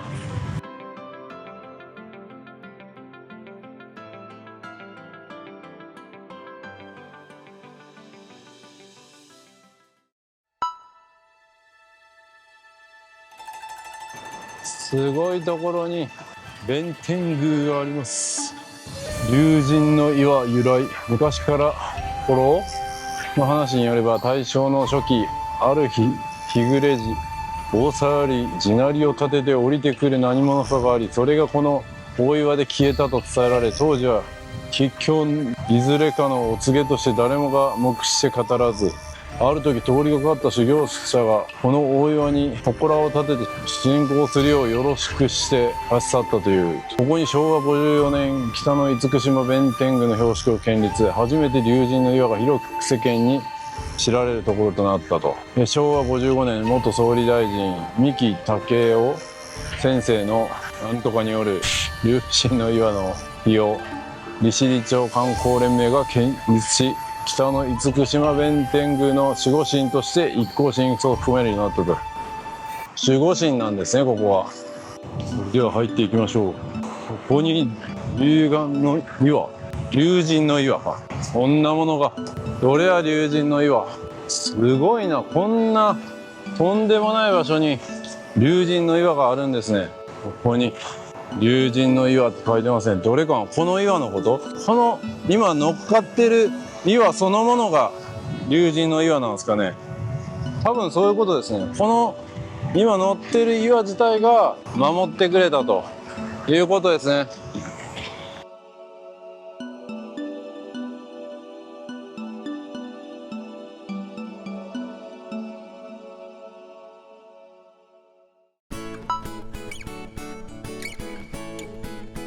セイコーマートもありますね。コンビニもあるんですね。そう、ここのね、食堂忘れな草っていうとこがね、宿の方がおすすめって言ってたんですが、なんともう閉まってるわ。1時まで、今1時まででした。1時までとか今1時です。はあ、もう眠すぎる。人気のラーメン店に行くか。さっきのね、忘れな草っていうとこがもう閉店だったんで、やっぱり人気のラーメン店行きたいと思います。さっきちらっと見た感じね、結構並んでたんで名前変えて待ちたいと思います。1時閉まるとかなかなかっすね。それは知らんかった。この辺の集落も本当に歩いてると昆布の匂いがすごいする。ディスカウントストア津田商店とかありますね。ラーメン名前書いて並んでる間にこうやってくるくるちょっと回ってもいいっすね。昨日行ったら危なかったな。木曜日定休日やった。僕はね、今回こちら側の集落には泊まってませんが、こちら側の集落に泊まった場合はここの居酒屋かもめっていうところも結構評判が良さそうですよ。今度もしこっちに泊まったら僕ここ行きたいですね。フーコック島の旅とか南大東島の旅とかモンゴル一緒にいたエアケイさんがこの居酒屋かもめ行って美味しかったって言ってましたよ。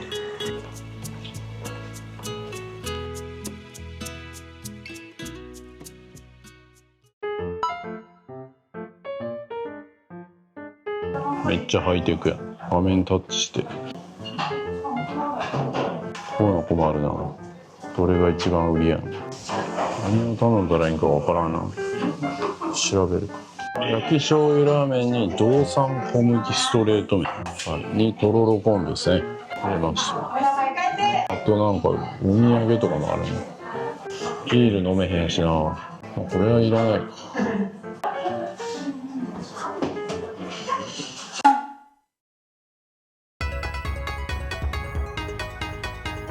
それではいただきます。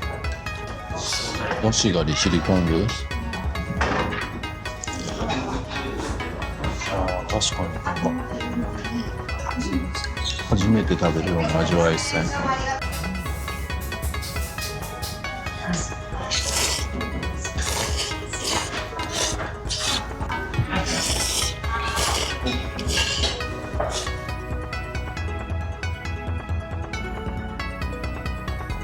とろろ昆布入れました。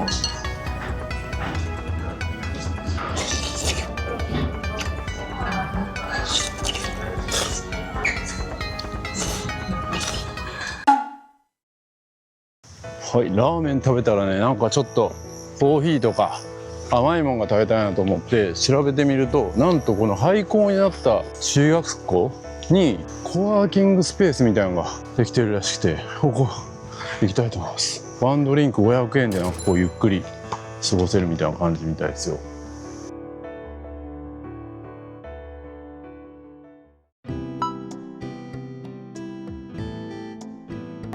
あ、はい、わかりました。はい。どれにしようかな。ちなみに下の段がちょっとでかいです。じゃあコスタリカでいきます。ありがとうございます。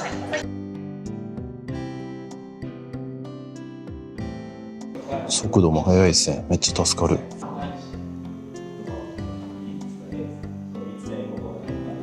利尻島の求人情報とか書いてるんですね。ちょうど仕事が遅れてたんで助かりますね。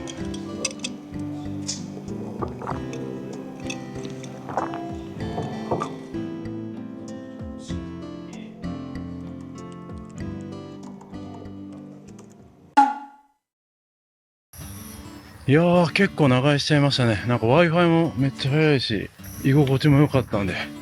いや、ずっと折れるな。仕事がはかどりました。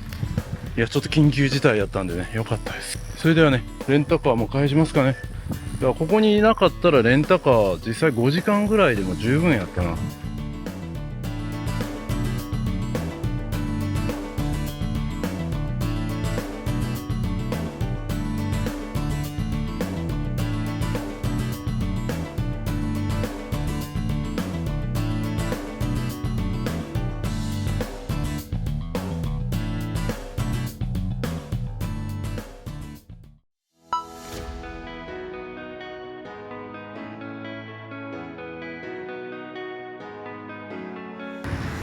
ここが空港ですね。利尻エアポート。今回は利用しませんが、空港ですね。利尻空港。綺麗な空港ですね。素晴らしい。まさか今から飛ぶ？あ、なんか飛びそうやな。今から飛びそうっすね。利尻富士見ながら飛べるんすね。こっち側に飛んできたら面白かったのにな。間に合うか、間に合うのか。利尻空港どっから見れるんやろ。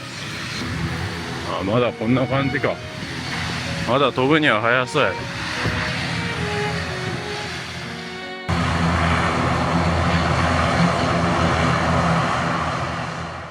このまま見届けてたらレンタカー返すと間に合わないんで、もう飛行機が見れただけでもよしとしましょう。いいっすね。なんか利尻富士見ながら飛ぶことができるって、こんなフライトなかなかないんじゃないですかね。富士山を真横に飛ぶみたいな。あ、もう飛ぶんかな。もう飛びそうやけどな。これですね、利尻空港。中も綺麗そうですね。もうなんか閉まってますね。多分最後のフライトなんですかね。誰も見送ったりしないですね。南の島では結構なんか見送りに来てる人とか多いですけど、誰もなんか見送ってる感じしないです。あ、もう音聞こえなくなったな。行っちゃった？あ、今からか。まあ間に合わへんからもう行こう。やばいやばい、あと8分しかない。飛びそう、飛びそう、飛んだ。あー、飛んだよ。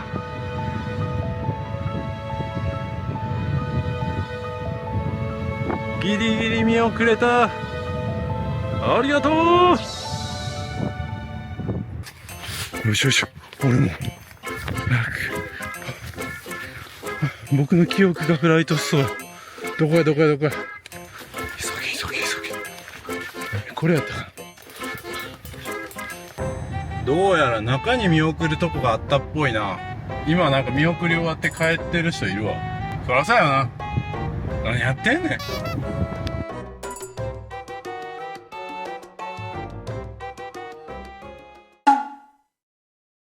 いやー、4時半ギリギリ間に合いました。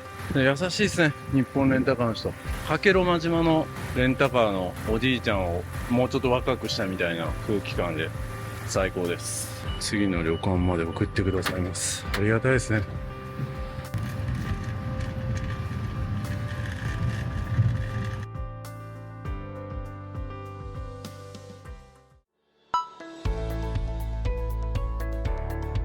さあ着きましたね。今日の宿泊場所は斉藤旅館になります。好評なところなんで楽しみですね。ここも多分ね、言ったら迎えに来てくれてたと思うんですけど、来ました。はい、こんな部屋になりますね。広い、すごいな。でここは温泉に入る入浴券もついてるという、ありがたいですね。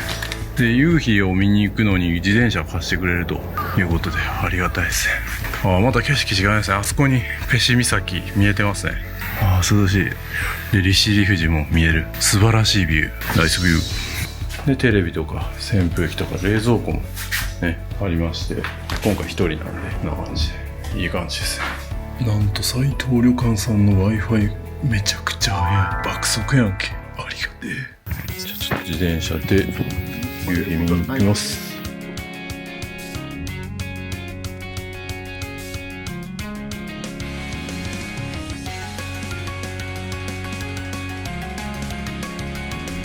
うわ、いい匂いだ。あ、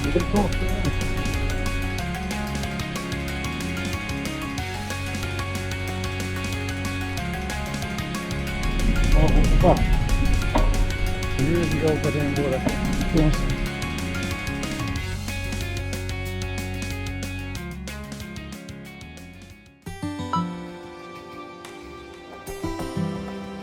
これは素晴らしい。上に行ったらめっちゃ良さそうやな。これは今まで登ってきた坂に比べたら全然マシや。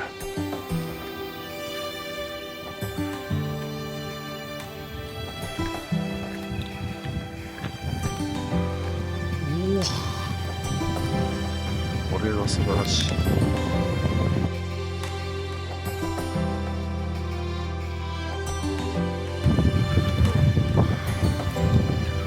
まだ上があるな。一番上で見る。おお、これは素晴らしい。反射した色が美しい。素晴らしい。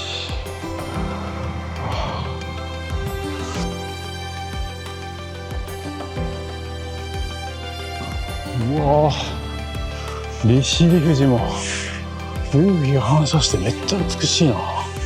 これは見れてよかった。いやー、これはいいわ。今日はいっぱい絶景見た。俺はこれ見れたら満足度は爆上がりやな。めっちゃたくさんの人が来てる。来ました。これは素晴らしい。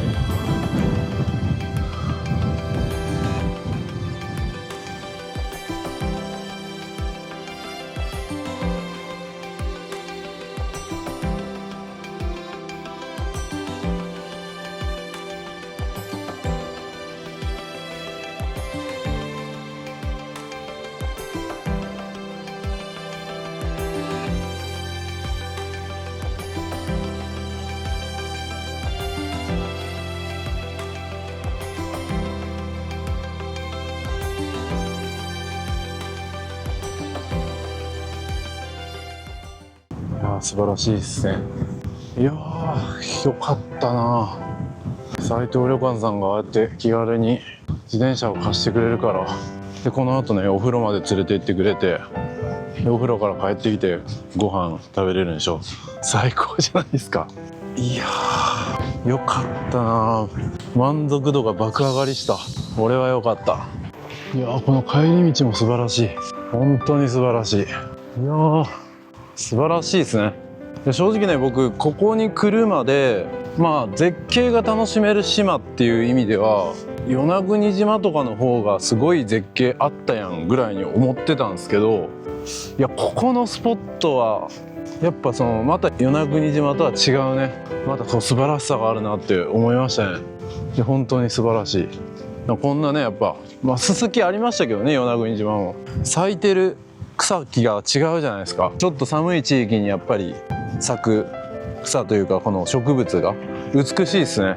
やっぱりどことして同じ島はないみたいなね、同じ場所はないっていう感じですね。そんなこともね教えてくれるんですね。西伊東の旅はまさに旅立ちこと。めっちゃ後ろの人に聞かれてるから小声です。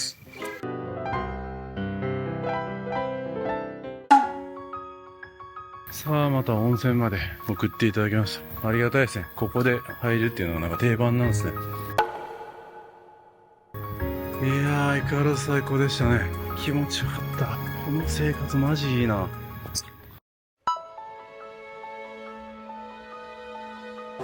い、今日の料理はこちらになります。めちゃくちゃ豪華ですね。お作りもめちゃくちゃ豪華ですね。ウニもこんだけあって、これつぶ貝、貝系がすごいありますね。そしてホタテですね。タコのサラダですね。でこれはさ、ホッケかな。ちょっと後でまた聞きます。でこの海苔で巻いてるのがウニの天ぷらみたいですね。めちゃめちゃ楽しみですね。すごい豪華。今日はついに瓶ビールの札幌クラシックですね。来ました。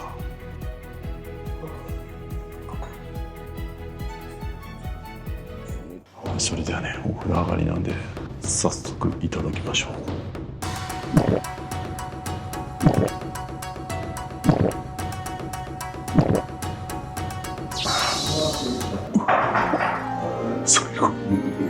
れではやっといただきます。撮影でねどうしても時間かかっちゃうんでね、いただきます。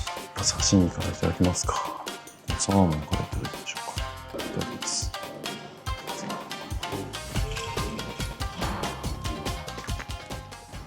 うわ、口の中でとろける。めっちゃうまい。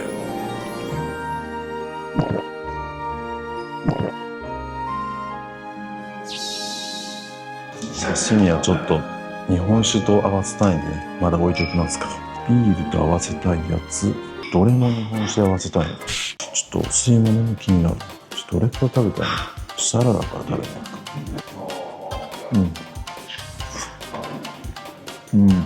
あ、これうまい。最高です。ホタテ。ちょっと香ばしい感じで焼いてて、すいません、日本酒を飲みたいんですけど、2種類ありまして、酸っぱいめの利尻富士 A 線、ちょっと甘めのレンコンのしずくっていうのが。じゃあ A 線から、今日は昨日も食べましたね。美味しかったですね。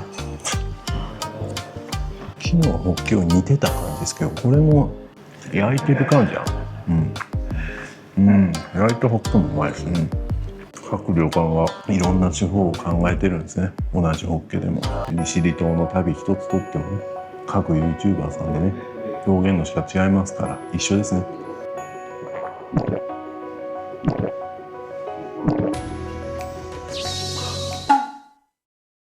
やっぱ利尻富士 A 線。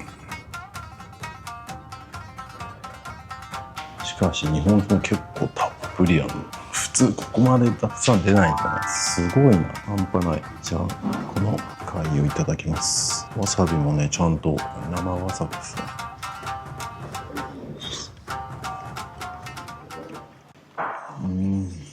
歯ごたえと柔らかさのバランスが絶妙。いただきましょう。この A 線。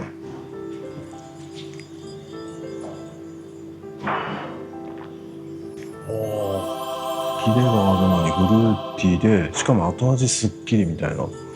でなんか透き通った感じ、なんか綺麗な水で作ったみたいな感じの、それでいてなんか懐かしさも感じるみたいな、そんな味ですね。これうまいですね。めっちゃうまい。これだけで飲んでもいける感じ。アワビのかな。アワビっぽいけどでも貝の上に入ってるよね。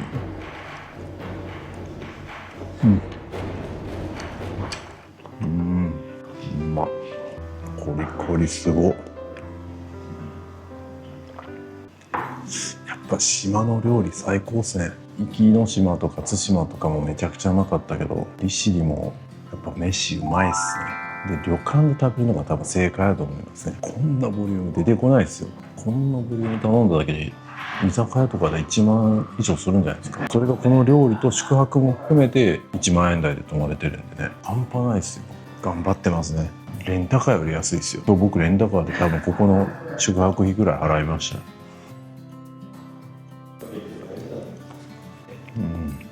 タコの歯ごたえも素晴らしい。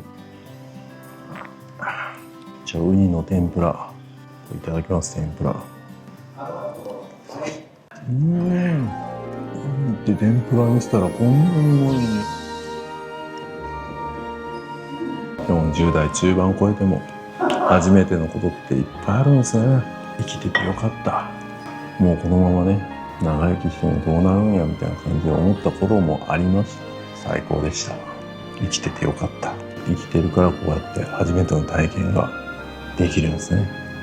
素晴らしい。ウニもいただこう。マジウニうまいな。飽きへんすね。稚内からずっとウニ食べてますけど、毎日。で普段こんな食べることないじゃないですか。毎日食べてますよ。ここ何日間、3日間は食べてるの。ずっとウニ朝晩。飽きないっすね。もうリーチャンネルと一緒やんけ。ね、どんだけ見ても飽きんな。そんなことも教えてくれるんですね。利尻島の旅はまさに旅は自己同士。めっちゃ入れてくれたとか言った時もうなくなりそうやわ。次のやつ頼むか。酒が進んでしょうがない。いや、ヒラメのカツいただきます。うまい。キャベツも食べちゃう。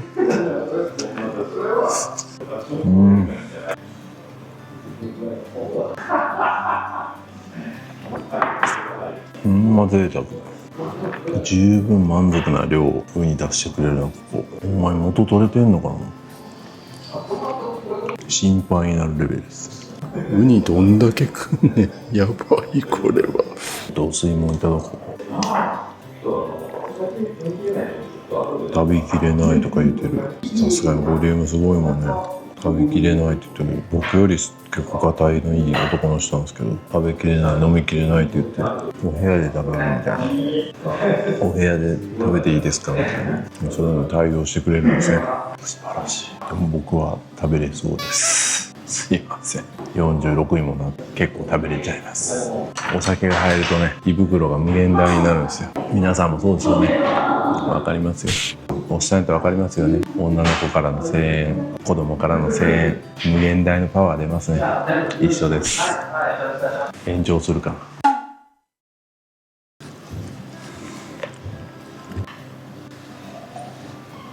な。なくなってもうだ。次頼もう。すみません。あ、もう一つの日本酒を。もう一種類。もう一種類の方、お願いします。やっちゃいましたね。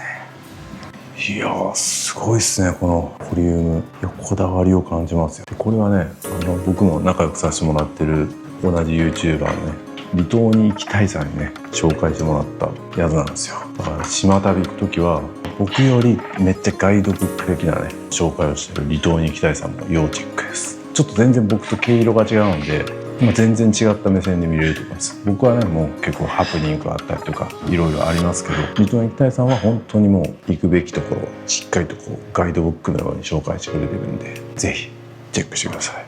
聞いてよかった。霊峰の雫、これはちょっと甘めらしいですね。霊峰の雫、いただきます。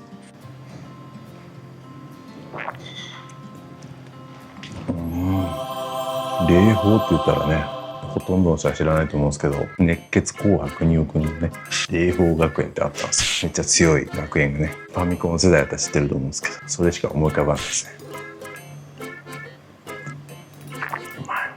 野球でいうとドジャースみたいな、そういうチームです。もう優秀な人ばっかりいるみたいな、もうどうでもええわみたいな話ですけどの雫ですかね。でも結構綺麗いいですけどね。これの方が料理には合いそうですね。さっきのお酒はそれだけ飲んでも美味しいけど、こっちは料理と合わせると美味しいですね。これだけで飲むっていうよりはウニと合わせたりとかすると美味しいですね。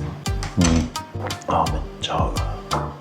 ちょっと最後の最後に残してた丼いただきます。すごいっすね。これもう贅沢を極めたみたいな丼ですね。ウニとイカラとアワビ、こんな丼あるんですか。醤油を入れないといけないです。ちょっと醤油入れすぎたんちゃうんか。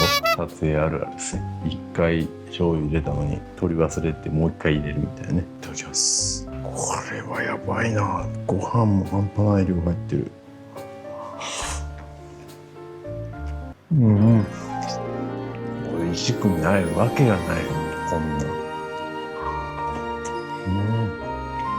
ご飯界のドジャーズやないかいこれ。さっき霊峰学園からドジャーズの話したけどみたいな。ご飯界のドジャーズですわ。ウニが大谷みたいなね。アワビベッツみたいな。イクラフリーマンみたいな。わかる人おるんかこれ。うますぎるな。全部 MVP だわ。さっき食べきれませんでしたとか言ってたけど、うますぎて絶対食べれるわ。贅沢の極みやな。いやー、利尻島の旅の満足度が爆上がりしたな。やっぱ旅館いいっすね。昨日の成田さんもそうだし、ここの斉藤旅館も満足度が高い。素晴らしい。この利尻島の旅はね、満足度上げてくれてる。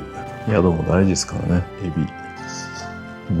ど同業者じゃないけど、このエビとかウニどっから仕入れてきてみたいな知りたくなる感じですね。最高。今日実はね、案件の動画でちょっとトラブってたんですよ。その動画じゃないですよ、別の明日あげる動画でちょっとトラブってたんですけど、こんな僕がね美味しいもの食べてる間にも編集者さんがねその対応頑張ってくれてて、マジでありがたい。本当はね僕なんかが食べるんじゃなくて、その編集者さんに食べてほしい。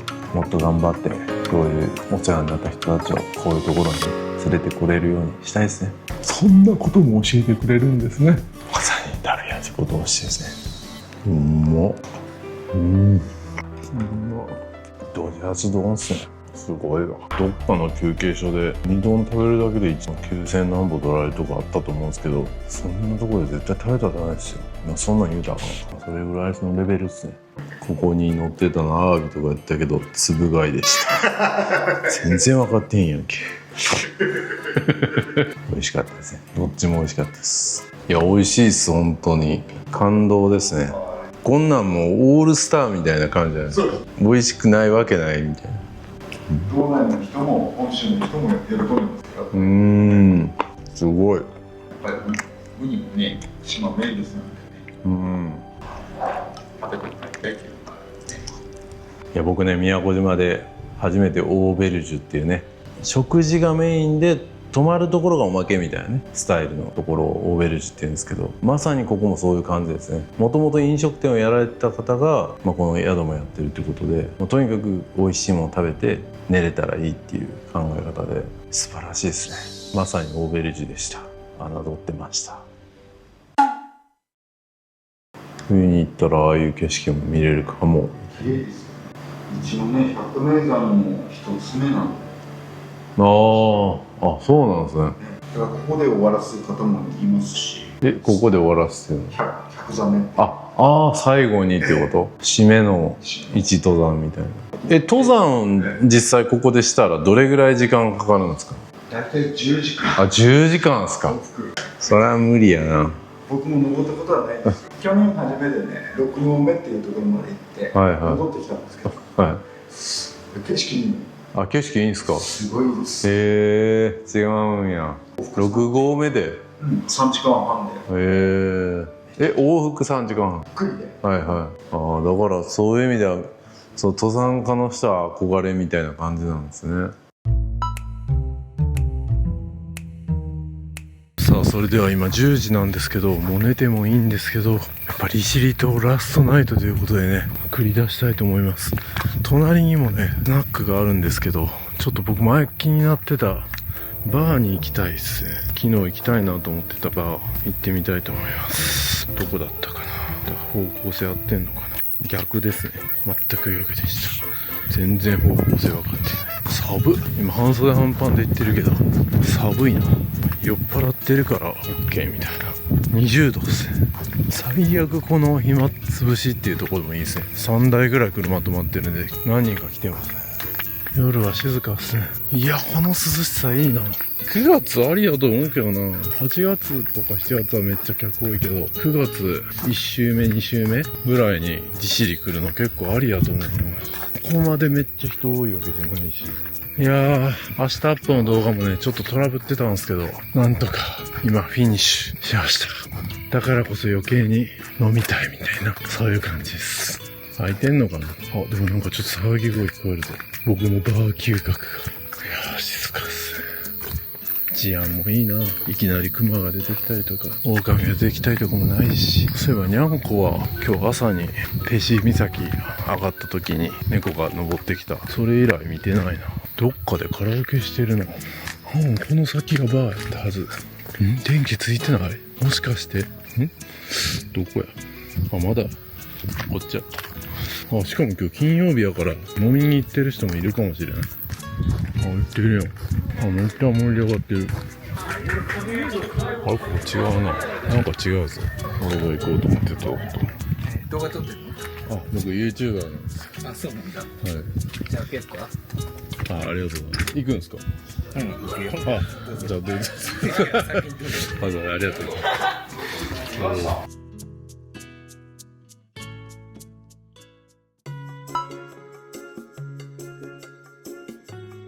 きなり初めての人と一緒に飲むことになりました。マンチョコのマンチョコの言わないか。乾杯。ネックのとワイナ TC 僕出現とかね。ああ、みんなに話してる。はい。今日車で日本レンタカー。ディシリレンタカー。短い時間でした。ありがとうございます。いやー、島の人の出会い楽しいですね。僕払いますね。いや、本当になんと利子に押したら優しいんや。利子に押したらいい人やね。いきなり交わった僕におごってくれました。信じられない。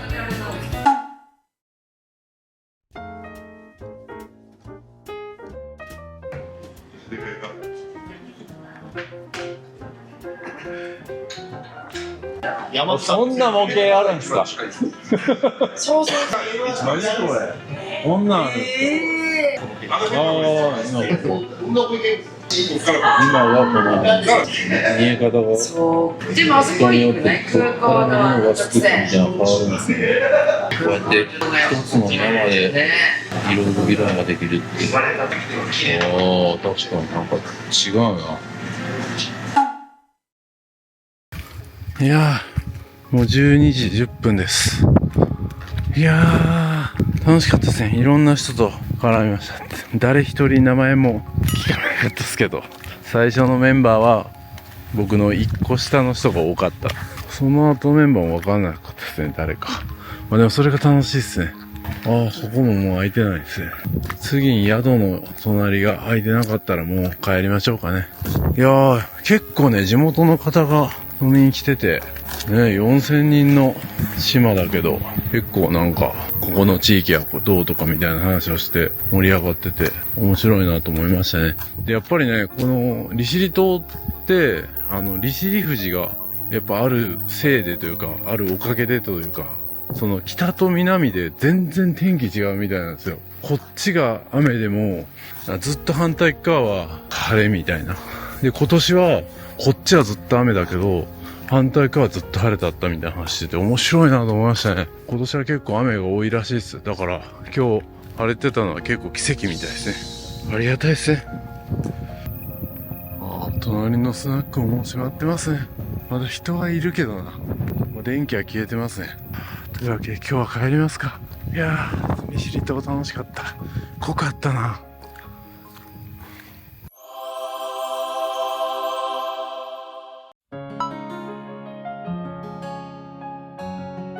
これが朝食になります。ヒラメ、うまそう。酒、とろろ昆布の味噌汁ですね。さすが利尻島。いただきます。自分の方は何泊で1泊です。はい。だから今日だけっすね。明日も朝には稚内のフェリー乗ってそのまま稚内の飛行機で札幌まで行って、いや本当は羽田まで帰りたかったんですけど空いてなくって、一旦札幌で1泊して東京戻って、でそこから僕またクルーズ船の旅を依頼を受けてて、ジャパネットがやってるじゃないですか。あれを乗ることになってて、で鹿児島で降りてまたどっか離島行こうかなと思って荷物があるだけ多いです。とろろ昆布うまい。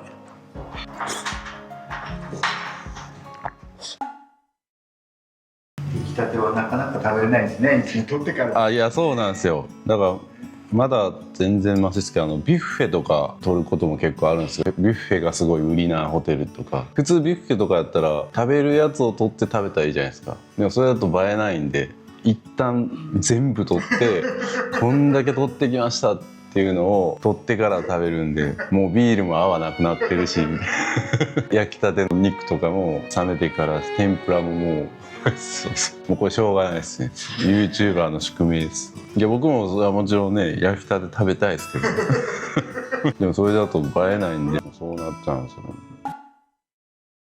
構ウニ苦手だったって言ってたね。あ、そうなんですか。だったら味が違うからびっくりして全部食べた。おお、北海道のやっぱウニは全然違いますもんね。まあ僕普通のって言ったらおかしいですけど、本土のウニも結構好きですけど。もう今月で終わっちゃうんですよ。ああ、なんか9月上旬ぐらいまでなんですか。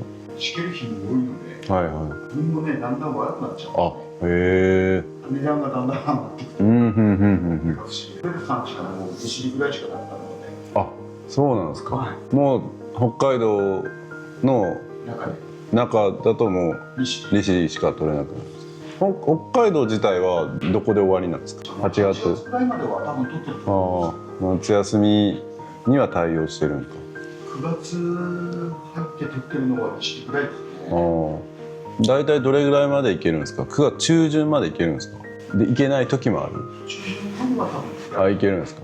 それぐらいが意外といいかもしれないですね。ここに来るのに、ね、なんか繁忙期もちょっと過ぎてウニも楽しめて。いや僕最初6月に来ようと思ったんですよ。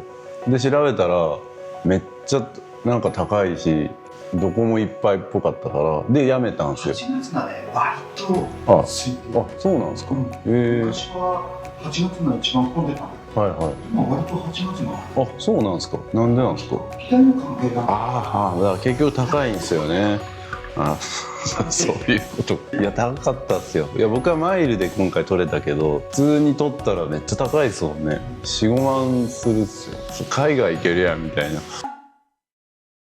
9月はどうなんですか。9月はもう観光時期に近づいてる。じゃあそういう穴場っすね。そうですね。なんかでも今週稚内かマラソンが9月8やったかな、明日かあるってなって、多分それでちょっと稚内の便が少なかった気がするんですよ。なんかあと工事関係の人が泊まってるみたいなこと言って、稚内もあんま宿空いてなくって今回なんか9月中旬ぐらいがいい気がするな。稚内も行くんやったら。台風ってやっぱこっちも来るんですか。周りに上がってくるやつははいはいはい。ほぼ釣れます。そうっすよね。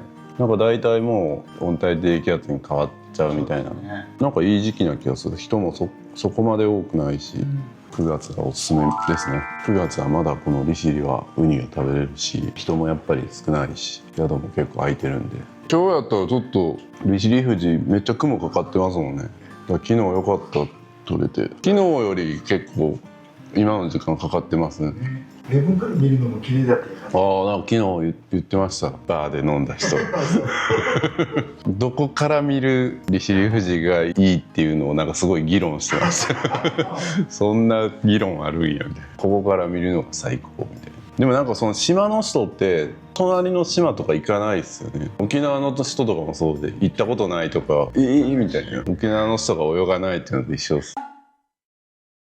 冬でもやってるとこもあるんですか。あります。ああ、じゃあ来れないことはないんですね。あ、成田さんはやってるんですか。島は多いですね。オフシーズンは閉めるっていう。そういえば船って大体何分ぐらい前に着いとったらいいんですか。40分頃ホテルと。ああ、40分。こんな感じですか。飛行機とかだと何分前みたいなのあるじゃないですか。船ってルールは何分前とかあるんですか。いや特にない別に直前でもいい、大丈夫ですか。出港。車とか積まなければ、はいはい、割と時間通りに出るので、いやそれがなんか分かんなくて、その稚内からここ来る時に僕が最後やったんですよ。本当には書いてるみたいです。あ、書いてるんですか。だから僕最後めっちゃ走りました。なんか最後っぽいぞみたいな気をつけないといけないしね。30分ぐらい前に来とったら安心ですね、旅行者は。いやこういう泊まって送ってもらえるとこはね、もう任せといたらいいから安心ですけど、僕稚内はまあそう送迎とかあるとこじゃなかったんで、自分で行ったんで時間が分からず、島は大体そうですね、送ってくれる感じです。着岸する港も変わったりする島とかあるじゃないですか。それもやっぱね、ここはないけどね。はい、一つのずっと港なんですか。でもこことあと沓形港とあるんだけど、沓形は島間のフェリーが出港するぐらい。そう、夏場ね、夏場利尻レブン間の便が増えるだけで、冬場はなくなります。はい、それではね、利尻島のね、旅がこれにて終わりになります。皆さんの目にはね、どのように映ったでしょうか。いや、本当にね、名前はね、よく聞く名前で憧れるみたいな声も聞いた利尻島。初めて来ましたけども、やっぱりね、その南の島とかとは違う北の離島ならではの空気感だったりとか、植物とかね、もそうですし、非常にね、この9月行った利尻島は気持ちがいいなって感じでした。雨の日もね、ありましたけども、もうそれはそれでね、楽しかったですし、特にやっぱ晴れてる日はめちゃくちゃ気持ちいいですね。で、今も気温が21度でめっちゃ涼しいです。これは9月はいいと思いますね。ウニも食べれましたし、ウニもやっぱうまいですね。紫ウニが主流になるんですけど、バフンウニはやっぱり今取れにくくなっててめっちゃ高騰してるらしいですけど、全然紫ウニでめちゃくちゃ美味しいんで、ちょっとね、飲食店は入りにくいのと、評判もあんまり良くなかったんで、今回は取らなかったですけど、地元の方が言うには普通に美味しいということも伺ってて、でも今回動画で見てもらったように旅館で食事を楽しむっていうのがすごい満足度高かったですね。旅館の人との話だったりとか、送り迎えしてくださったりとか、温泉に連れて行ってもらって温泉に入るって過ごし方とか、いや、なんかゆっくりできた気がします。今回ね、僕は余裕を持って2泊3日にしたんで、観光自体はね、もう5時間ぐらいもあれば十分行けると思うんですけど、その分ゆっくりと食事楽しんだりとか、ゆっくりとこの涼しい空気を感じたりとか、非常に充実した旅になりました。で、このまま次礼文島行くんで、そういうまとめてね、いろいろ行けるっていうところもすごくいいなと思いました。次はね、登山で来てくれというふうにお伺いしましたが、登山はね、まだ僕は全然やってないんで、登山で行くか分かりませんが、登山が好きな方とか花が好きな方とかね、そういう方はぜひどうぞというわけで、この利尻島の旅を締めくくりたいと思います。今船が着岸してる。アマポーラソーヤ、すごい見逃したな。北ハートランドフェリー、これですね。これが礼文に行くやつか分かりませんが、おそらく行くんでしょう。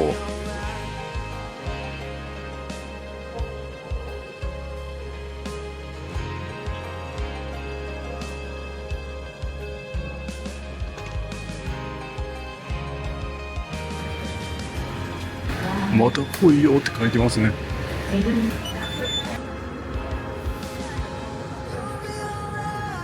ありがとう。利尻島最高だったよ。